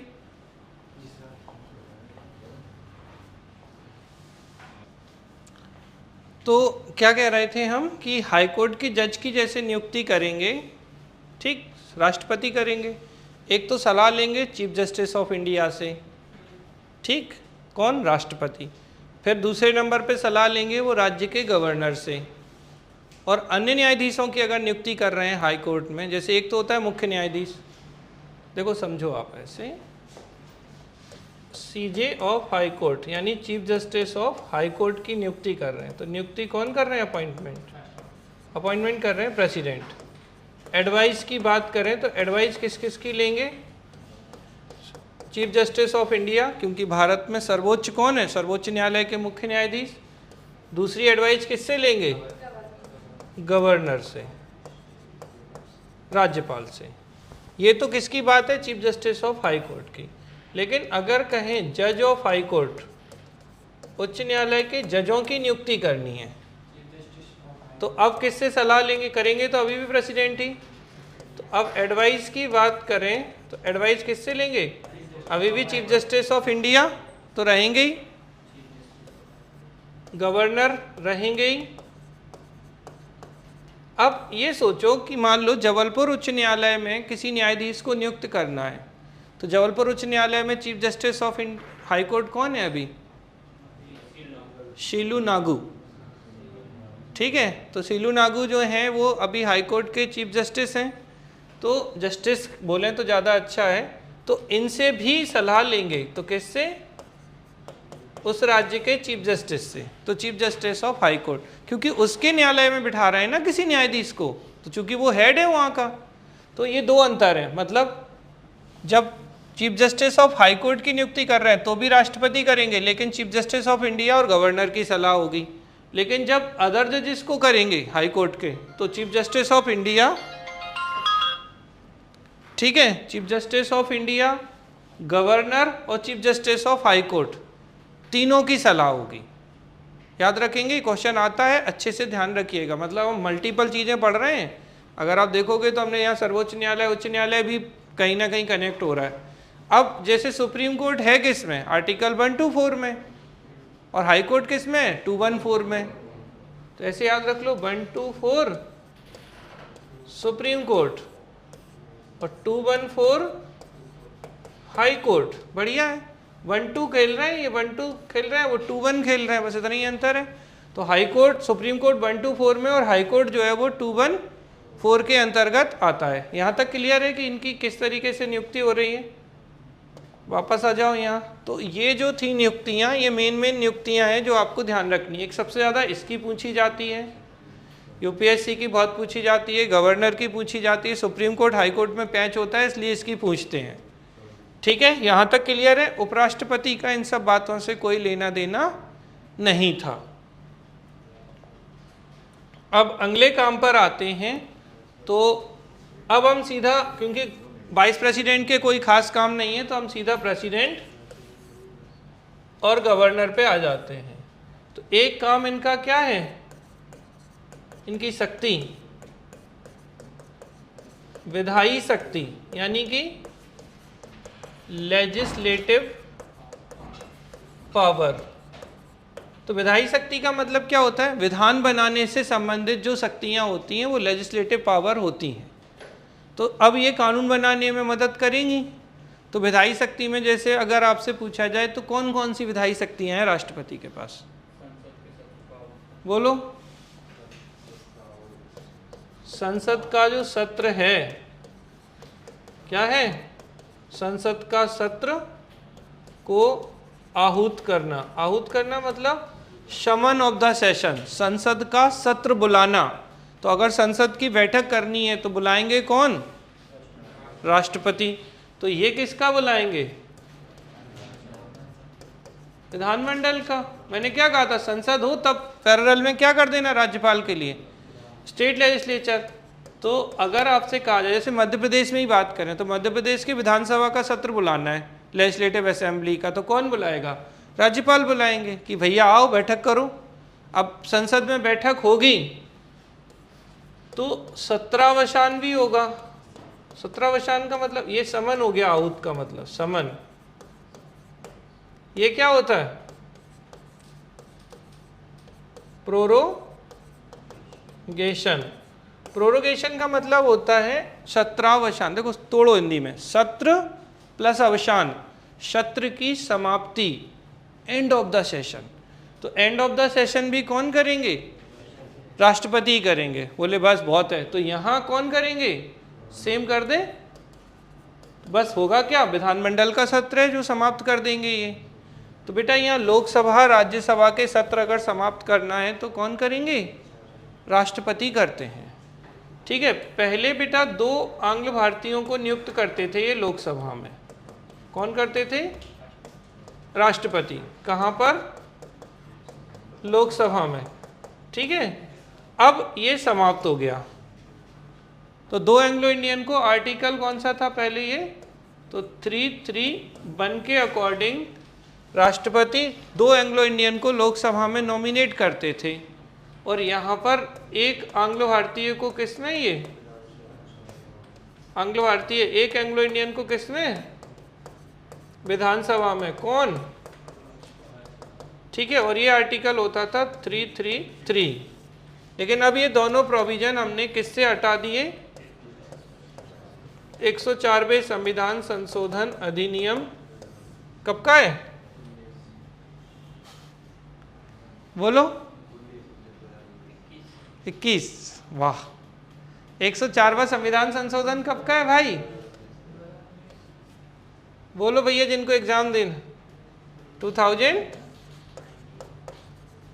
तो 104वें संविधान संशोधन से इसको क्या किया गया बेटा, इन दोनों को अब हटा दिया गया। ना तो राष्ट्रपति, जैसे इस बार के जो चुनाव हुए हैं, अब जो विधानसभाओं के चुनाव होंगे उसमें भी यही चीज़ लागू होगी। अभी जैसे संसद के चुनाव हुए लोकसभा के, तो लोकसभा के चुनाव में अब 2 एंग्लो इंडियन को राष्ट्रपति नॉमिनेट नहीं करेंगे।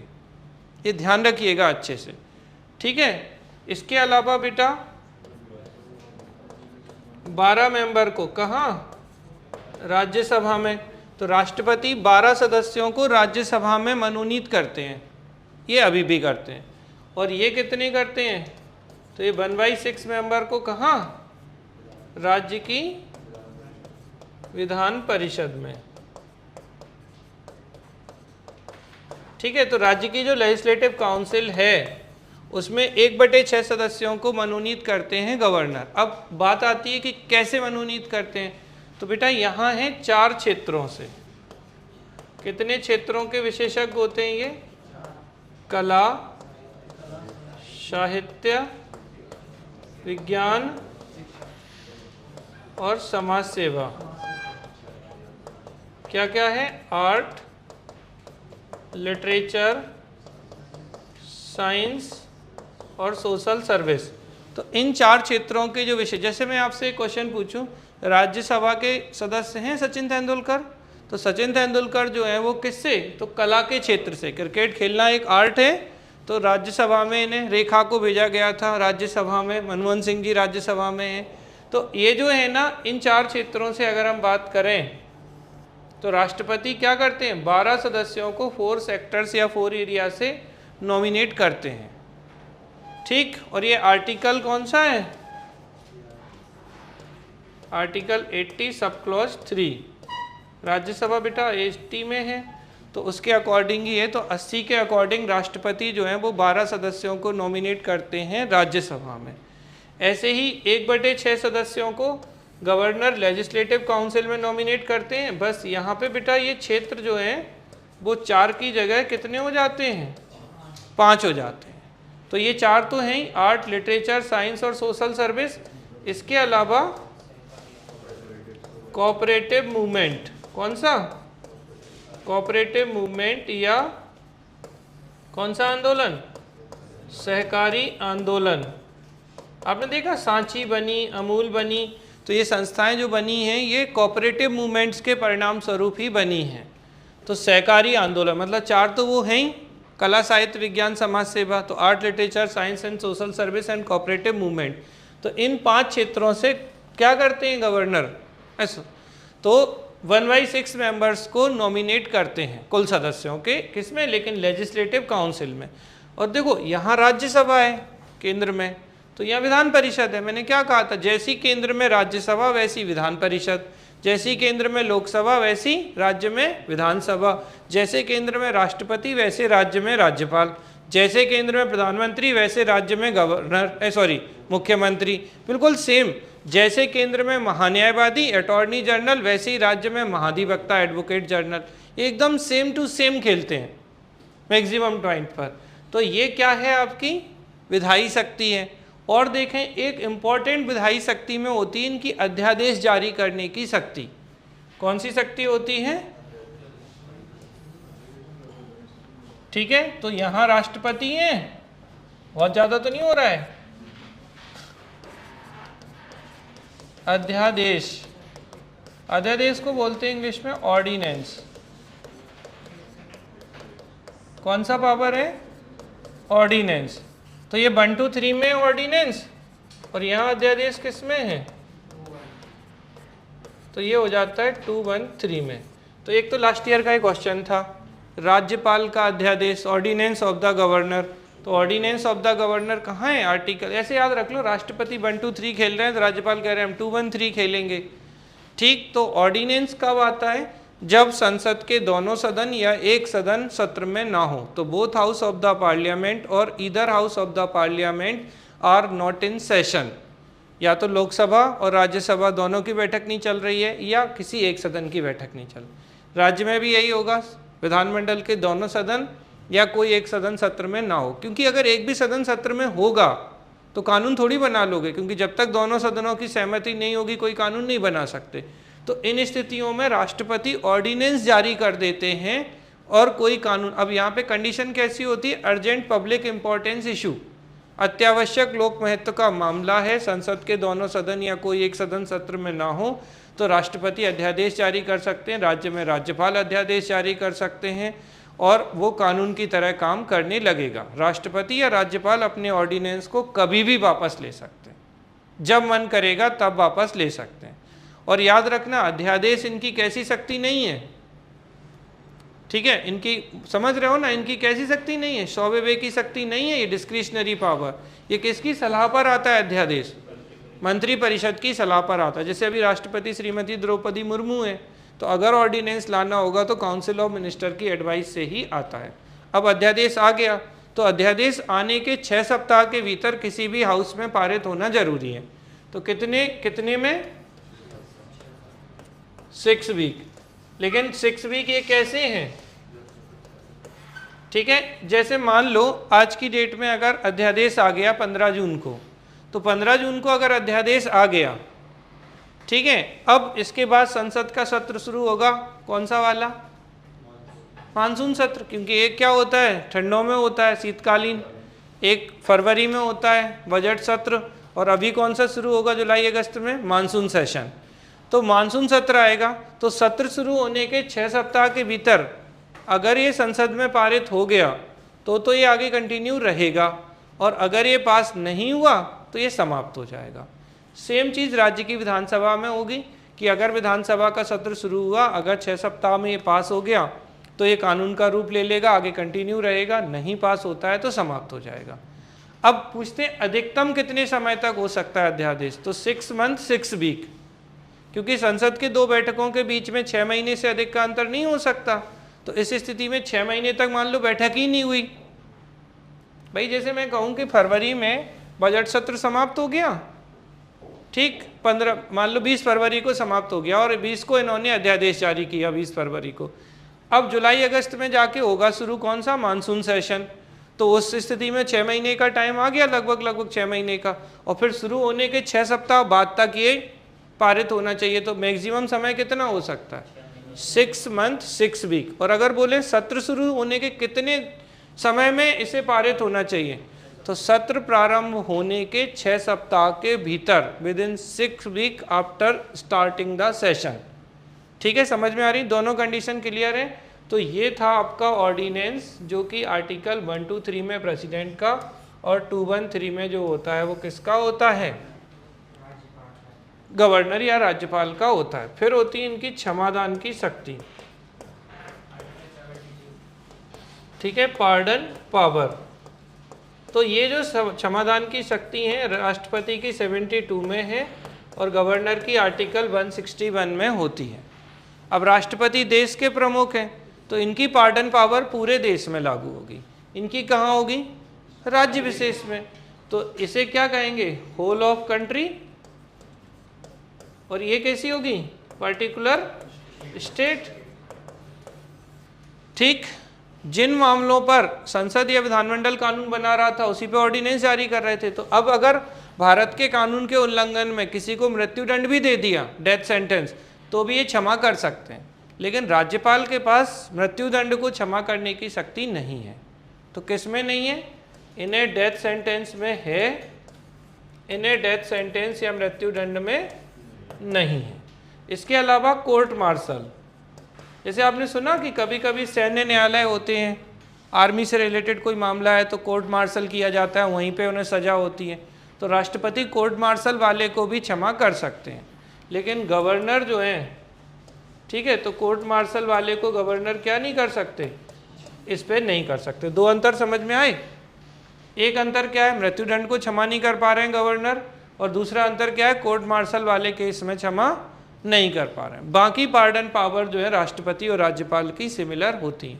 सीधा प्रश्न आता है आर्टिकल कौन सा है, तो 72 में राष्ट्रपति की और 161 में गवर्नर की पार्डन पावर जो है वो होती है। ठीक, यहाँ तक क्लियर है। फिर आ जाते हैं और शक्ति, तो आपातकालीन शक्तियाँ। कौन सी शक्तियाँ, इमरजेंसी पावर। अच्छा बेटा, यहाँ पे ध्यान रखना है कि इमरजेंसी पावर सिर्फ राष्ट्रपति के पास है, इमरजेंसी पावर राज्यपाल के पास नहीं होती है। तो अब आपातकालीन शक्तियाँ हैं, तो आप जानते हैं कि कितने प्रकार के आपातकाल होते हैं। एक है राष्ट्रीय आपातकाल यानी नेशनल इमरजेंसी, एक होता है राष्ट्रपति शासन यानी प्रेसिडेंट रूल, और एक होता है वित्तीय आपातकाल, ठीक है, यानी फाइनेंशियल इमरजेंसी।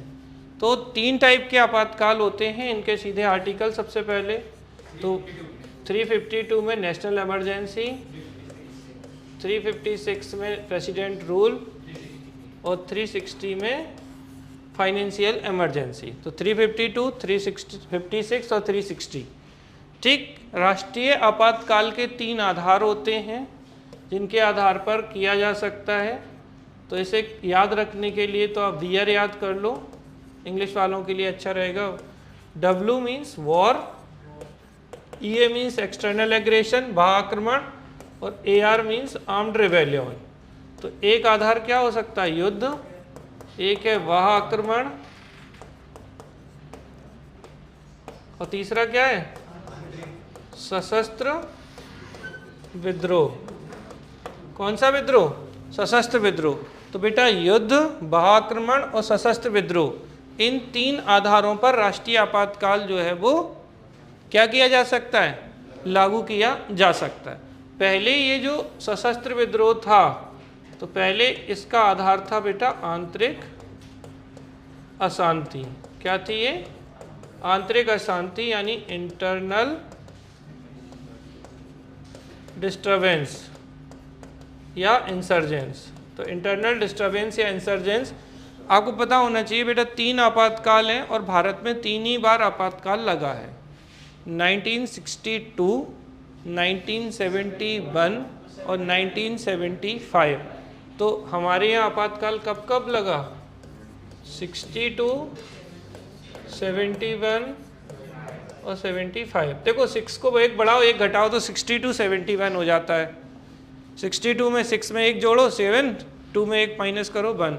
तो 62 में चाइना से युद्ध हुआ, 71 में पाकिस्तान के साथ, और 1975 में एक्चुअली ये आंतरिक अशांति के आधार पर हमारी श्रीमती इंदिरा गांधी, आयरन लेडी, इन्होंने ये क्या लगाया था, ठीक है। तो आंतरिक अशांति के आधार पर इन्होंने आपातकाल लगवा दिया था, ठीक है। तो 3 आधार हैं आपातकाल के, युद्ध, बाह्याक्रमण और सशस्त्र विद्रोह। तो इनके आधार पर जो है वो आपातकाल लगाया जा सकता है। अब आंतरिक अशांति को सशस्त्र विद्रोह में परिवर्तित कर दिया गया, तो अब ये आंतरिक अशांति नहीं है, क्या है? तो बेटा ये 44वें संविधान संशोधन अधिनियम 1978। तो कैसे याद रखोगे? 4 और 4 8। तो 44वां संशोधन 1978 में आंतरिक अशांति को समाप्त कर अब क्या कर दिया गया? आर्म्ड रिबेलियन, ठीक है, यानी कि सशस्त्र विद्रोह कर दिया गया था, ठीक है। समझ में आ रही है? तो युद्ध, बाह्याक्रमण और सशस्त्र विद्रोह। अब बात आती है कि अगर राष्ट्रीय आपातकाल की घोषणा करनी है, ठीक है, तो राष्ट्रपति करेंगे, तो मंत्रिपरिषद की क्या होगी, सलाह होगी कि नहीं होगी? लेकिन यहाँ पे किसकी होगी? मंत्रिमंडल की लिखित सलाह पर। किस पर? तो रिटन रिकमेंडेशन ऑफ कैबिनेट। ये ध्यान रखना इस शब्द को, किस पे? तो मंत्रिमंडल की लिखित सलाह पर। मंत्रिमंडल, परिषद नहीं, जो कैबिनेट मिनिस्टर हैं वो लिख के देंगे कि भैया लगा दो राष्ट्रीय आपातकाल, तो ही लगेगा।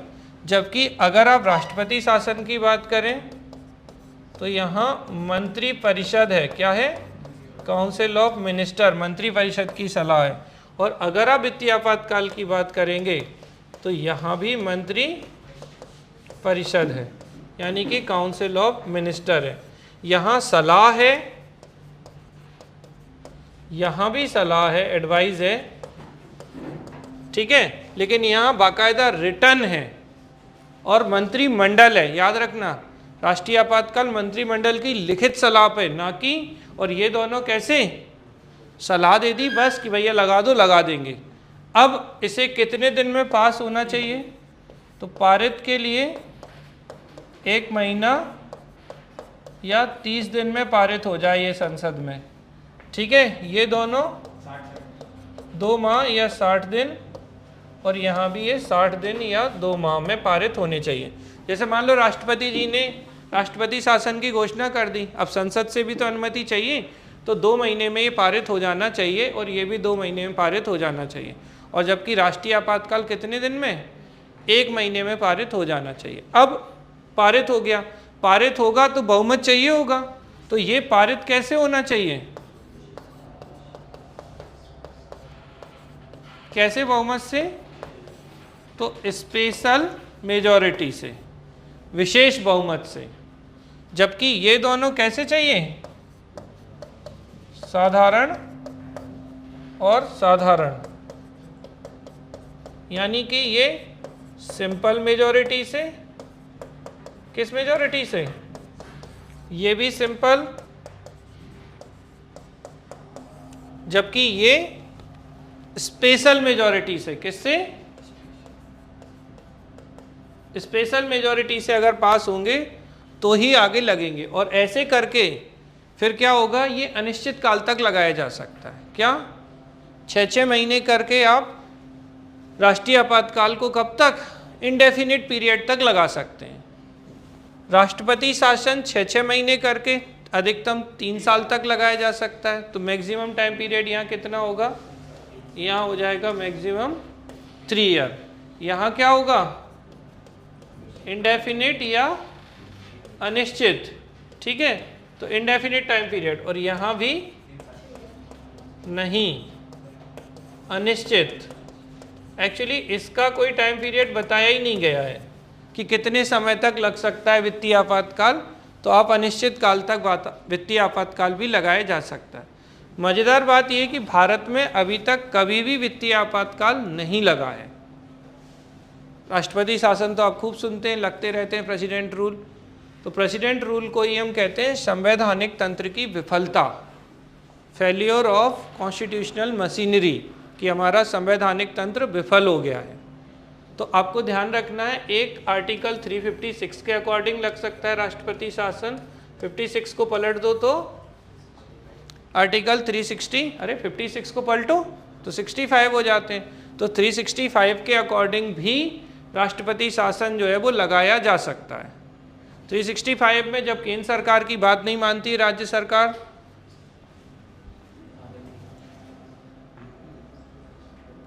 तो हम आपको बता रहे थे कि 356 के आधार पर प्रेसिडेंट रूल, इसी को कहते हैं संवैधानिक तंत्र की विफलता, failure of constitutional machinery. Audio बंद कर लो, किसका ऑन है ये। और वित्तीय आपातकाल या फाइनेंशियल इमरजेंसी सिर्फ एक ही आधार है, वित्तीय साख को खतरा। किसको खतरा, वित्तीय साख को खतरा हो जाए। तो जो फाइनेंशियल क्रेडिट है उसको अगर खतरा हो जाएगा तो क्या किया जा सकता है, फाइनेंशियल इमरजेंसी या वित्तीय आपातकाल लगाया जा सकता है। ठीक, तो ये आपको अच्छे से ध्यान रखना है। राष्ट्रपति जो होते हैं, लोकसभा के 1/10 सदस्य अगर सहमत हों तो इसको वापस ले सकते हैं कभी भी। किसको, राष्ट्रीय आपातकाल को। ये अपनी इच्छा से आप वापस ले लेंगे, यहाँ पे ये भी राष्ट्रपति अपनी इच्छा से वापस ले सकते हैं। जबकि राष्ट्रीय आपातकाल जो है ये लोकसभा से वापस लेते हैं, और अगर मान लो लोकसभा ही गिर गई हो तो फिर राज्यसभा में आएगा प्रस्ताव। ठीक, तो यहाँ से क्वेश्चन जो आते हैं आर्टिकल से आते हैं, किन आधारों पे आते हैं, कितनी बार लगाए गए हैं, तो 3 बार लगाए गए हैं। हाँ, एक और चीज़, अगर राष्ट्रीय आपातकाल की घोषणा हो जाती है और 2 आधार हैं, युद्ध और बाह्य आक्रमण, तो हमारा आर्टिकल 19 जो है वो सस्पेंड हो जाता है सीधा। कैसे, जैसे युद्ध के आधार पर अगर राष्ट्रीय आपातकाल लगा, वॉर के आधार पर, तो हमारा आर्टिकल 19 है स्वतंत्रता, वाक एवं अभिव्यक्ति की स्वतंत्रता वाला है, ये सीधा सस्पेंड हो जाएगा, सेल्फ सस्पेंड, युद्ध के आधार पर या बाह्य आक्रमण के आधार पर। लेकिन सशस्त्र विद्रोह के आधार पर होगा तो आर्टिकल 19 सस्पेंड नहीं होगा, सेल्फ सस्पेंड। और याद रखना, अगर राष्ट्रीय आपातकाल लगा है तो राष्ट्रपति बाकी आर्टिकल्स को खुद से निलंबित करते हैं। मौलिक अधिकारों के जो फंडामेंटल राइट है ना, उनको निलंबित कर देते हैं राष्ट्रीय आपातकाल के दौरान। लेकिन 20 और 21 आर्टिकल कभी भी सस्पेंड नहीं होते हैं। तो जैसे किसी भी आधार पर अगर क्या लगा है, आपातकाल लगा है, तो आर्टिकल 20 और आर्टिकल 21 ये सस्पेंड नहीं होते हैं। मतलब इन्हें कभी पूछा जाता है कि राष्ट्रीय आपातकाल में कौन से मौलिक अधिकारों से संबंधित आर्टिकल हैं फंडामेंटल राइट के जो सस्पेंड नहीं होते हैं, तो आर्टिकल 20 और 21 आर्टिकल कभी भी सस्पेंड नहीं होते हैं, चाहे किसी भी आधार पर हो। युद्ध और बाह्य आक्रमण के आधार पर लगेगा तो आर्टिकल 19 हो जाएगा, और बाकी के आर्टिकल को राष्ट्रपति जो हैं वो खुद से सस्पेंड करते हैं। ठीक है, यहाँ तक ये आपके राष्ट्रीय आपातकाल, राष्ट्रपति शासन और वित्तीय आपातकाल से संबंधित चीज़ें थीं। कोई प्रश्न है इसमें किसी का तो बोलिए, जल्दी बोलिए फटाफट। फिर इसके अलावा राष्ट्रपति तीनों सेनाओं के प्रमुख होते हैं। ठीक, तो ये क्वेश्चन पूछ लिया जाता है। इसके अलावा इनके पास डिप्लोमेटिक पावर होती हैं। डिप्लोमेटिक पावर यानी कि कूटनीतिक शक्तियाँ, जो कि राज्यपाल के पास डिप्लोमेटिक पावर नहीं होती हैं। तो जो कूटनीतिक शक्तियाँ होती हैं, जैसे कि किसी उच्चायुक्त, हाई कमिश्नर की नियुक्ति, किसी एम्बेसडर की नियुक्ति, ठीक है, किसी विदेशी राज्य के साथ संधि, समझौता, तो ये सब किसके नाम पर होते हैं, हमेशा याद रखना प्रेसिडेंट के ही नाम पर होते हैं। तो जो डिप्लोमेटिक पावर हैं या कूटनीतिक शक्तियाँ जो होती हैं कैसी शक्तियाँ? Diplomatic power. तो डिप्लोमेटिक पावर किसके पास है? ये सिर्फ प्रेसिडेंट के पास या राष्ट्रपति के पास होती हैं कूटनीतिक शक्तियाँ। ये शक्तियाँ राज्यपाल के पास में नहीं होती हैं। ज़्यादातर क्वेश्चन या तो लेजिस्लेटिव विधायी शक्ति से आता है या कार्यपालिका शक्ति से आता है। कभी कभी पूछ लेते हैं न्यायिक शक्ति में, तो अब न्यायिक शक्ति क्या होगी? Judicial power. तो आपने अभी देखा थोड़ी देर पहले, सर्वोच्च न्यायालय के न्यायाधीश की नियुक्ति कौन कर रहे थे? राष्ट्रपति। हाई कोर्ट के जज की नियुक्ति कौन कर रहे थे? राष्ट्रपति। तो इनके पास जुडिशियल पावर है इनडायरेक्ट रूप में। इसके अलावा क्षमादान की शक्ति थी इनके पास, पार्डन पावर, तो जिससे किसी व्यक्ति को अगर मृत्युदंड भी दे दिया, डेथ सेंटेंस, तो भी क्षमा कर पा रहे थे। तो ये इनकी जुडिशियल पावर या न्यायिक शक्तियों में आती हैं। वित्तीय शक्ति की बात करें, फाइनेंशियल पावर, तो इनकी जो फाइनेंशियल पावर होती हैं, कौन सी शक्तियाँ? वित्तीय शक्तियाँ। तो बेटा बजट जो आता है ना, वो राष्ट्रपति की पूर्व अनुमति से आता है। धन विधेयक राष्ट्रपति की पूर्व अनुमति से आता है। तो मनी बिल किसमें है? मनी बिल या धन विधेयक जो है वो 110 में है, 110 में है। जबकि बजट, ठीक है, देखो बजट एक्चुअली आर्टिकल में नहीं है, सही बोले तो इसे बोलते हैं एनुअल फाइनेंशियल डिस्क्रिप्शन, वार्षिक वित्तीय विवरण। लेकिन अगर डायरेक्टली 4 ऑप्शन ही हो बजट के कि भैया बजट है किस में, तो बताना है आपको 112 में। लेकिन एक्चुअली आर्टिकल 112 में लिखा गया है एनुअल फाइनेंशियल डिस्क्रिप्शन, वार्षिक वित्तीय विवरण। ये शब्द इस्तेमाल किया गया है। बजट आम बोलचाल की भाषा है जो बूचेट यानी चमड़े के थैले से आया है। सबसे पहली बार 1860 में विल्सन ने बजट प्रस्तुत किया था। ठीक है, तो ध्यान रखेंगे। तो ये जो मनी बिल हैं और बजट है, ये सब किससे आते हैं? तो बेसिकली मनी बिल जो है वो राष्ट्रपति, धन विधेयक राष्ट्रपति की पूर्व अनुमति से आता है। और अगर पूछें धन विधेयक यहाँ क्या है, धन विधेयक की परिभाषा 110 में। इससे बोले धन विधेयक की विशेष प्रक्रिया, तो 109 में स्पेशल प्रोसीजर, मतलब जिस प्रोसीजर से धन विधेयक बनेगा, तो स्पेशल प्रोसीजर 109 में है इस मनी बिल की। क्या 109 में क्या है? विशेष प्रक्रिया। तो धन विधेयक की विशेष प्रक्रिया जो है वो किसमें है? Special procedure of money bill 109। और ऐसे याद रख लो, दे दनादन 10 का दम धन है तो 110 में। और अगर बजट पारित नहीं हुआ तो सरकार की 12 बज जाती है, सरकार गिर जाती है, तो 112 में बजट है। लेकिन वास्तव में इसके लिए शब्द क्या है? एनुअल फाइनेंशियल डिस्क्रिप्शन या स्टेटमेंट। तो एनुअल फाइनेंशियल स्टेटमेंट यानी कि वार्षिक वित्तीय विवरण। अब इसी के तरह राज्य में भी राज्यपाल के पास वित्तीय शक्ति होंगी, तो वो राज्य का धन विधेयक लाएंगे, वो राज्य का बजट पेश कराएंगे। ठीक है, वहाँ भी धन विधेयक की विशेष प्रक्रिया होगी राज्यपाल के पास। लेकिन राज्यपाल के पास डिप्लोमेटिक पावर नहीं है, इमरजेंसी पावर नहीं है राज्यपाल के पास राष्ट्रपति की तरह। और राज्यपाल के पास क्षमादान की, मृत्युदंड के केस में क्षमादान जैसी शक्ति राज्यपाल के पास नहीं होती है। इसके बाद हम बताएं तो भारत के पहले राष्ट्रपति थे डॉक्टर राजेंद्र प्रसाद। दूसरे राष्ट्रपति के रूप में आए हैं डॉक्टर सर्वपल्ली राधाकृष्णन। बचपन से आप इन सब चीज़ों को सुनते आ रहे हैं।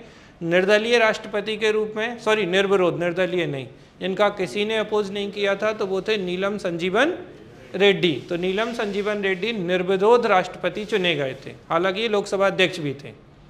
ठीक है, समझ में आ रही है बात? तो ये आपको ध्यान रखना है। और अब तक 6 राष्ट्रपति हैं जिन्हें भारत रत्न मिल चुका है। कितने राष्ट्रपतियों को भारत रत्न मिल चुका है? तो 6 राष्ट्रपतियों को भारत रत्न मिल चुका है। इनके नाम आप एक बार देख लीजिएगा कि क्रम किस तरीके से है, क्योंकि कभी कभार अगर नंबर पूछ ले, जैसे अभी एक पीएससी का क्वेश्चन था तो उन्होंने पूछा था, क्या क्वेश्चन था कि शंकर दयाल शर्मा कौन से नंबर के राष्ट्रपति थे? तो ये व्यक्ति के रूप में 9वें राष्ट्रपति थे। चूँकि ये इसलिए पूछा गया था ये एमपी में क्वेश्चन, क्योंकि वो मध्य प्रदेश के भोपाल से संबंधित थे शंकर दयाल शर्मा। तो शंकर दयाल शर्मा जो हैं वो क्या हैं? 9वें राष्ट्रपति थे। वर्तमान राष्ट्रपति कौन है? ठीक है, तो ऐसे महिला, पहली महिला राष्ट्रपति श्रीमती प्रतिभा देवी सिंह पाटिल थी। ठीक है, फिर पूछे पहली अनुसूचित जनजाति की, पहली ट्राइबल, ठीक है, तो पहली ट्राइबल प्रेसिडेंट कौन होंगी? श्रीमती द्रौपदी मुर्मू। इससे पहले झारखंड की राज्यपाल भी रह चुकी हैं। ठीक है, तो इनको आपको ध्यान रखना है, अच्छे से गड़बड़ नहीं होनी चाहिए। क्वेश्चन पूछे जाते हैं यहाँ से। ये हमारे राष्ट्रपति का मोस्ट ऑफ द जो कुछ था, राष्ट्रपति, उपराष्ट्रपति और राज्यपाल। पहले उपराष्ट्रपति कौन थे? तो जो दूसरे राष्ट्रपति थे सर्वपल्ली राधाकृष्णन, वही हमारे पहले उपराष्ट्रपति थे। वर्तमान में कौन है उपराष्ट्रपति? श्री जगदीप धनखड़ जो हैं वो वर्तमान उपराष्ट्रपति हैं। और वर्तमान में मध्य प्रदेश के गवर्नर कौन है? ठीक है, तो मध्य प्रदेश के देखो पहले गवर्नर थे श्री पट्टाभी सीतारमैया। तो पहले गवर्नर कौन थे? पट्टाभी सीतारमैया। ये कांग्रेस के आधिकारिक इतिहासकार भी थे। और एक 1939 का कांग्रेस का त्रिपुरी अधिवेशन हुआ था जिसमें सुभाष चंद्र बोस ने इन्हें हराया भी था, ठीक है, अध्यक्ष पद के लिए चुनाव में। तो पट्टाभी सीतारमैया पहले राज्यपाल या गवर्नर थे मध्य प्रदेश के। वर्तमान गवर्नर जो हैं वो श्री मंगू भाई पटेल हैं। इन्होंने कब ज्वाइन किया था? ये क्वेश्चन पूछा गया था, बताइए। मध्य प्रदेश मंगू भाई पटेल जो हैं वो मध्य प्रदेश के गवर्नर कब बने थे? ये क्वेश्चन आया हुआ है। 21 से 22 है, चलो 8 जुलाई 2021 को, ठीक है। तो 8 जुलाई ऑप्शन में था, 8 जुलाई 7 जुलाई, मतलब कैसे पूछते हैं क्वेश्चन।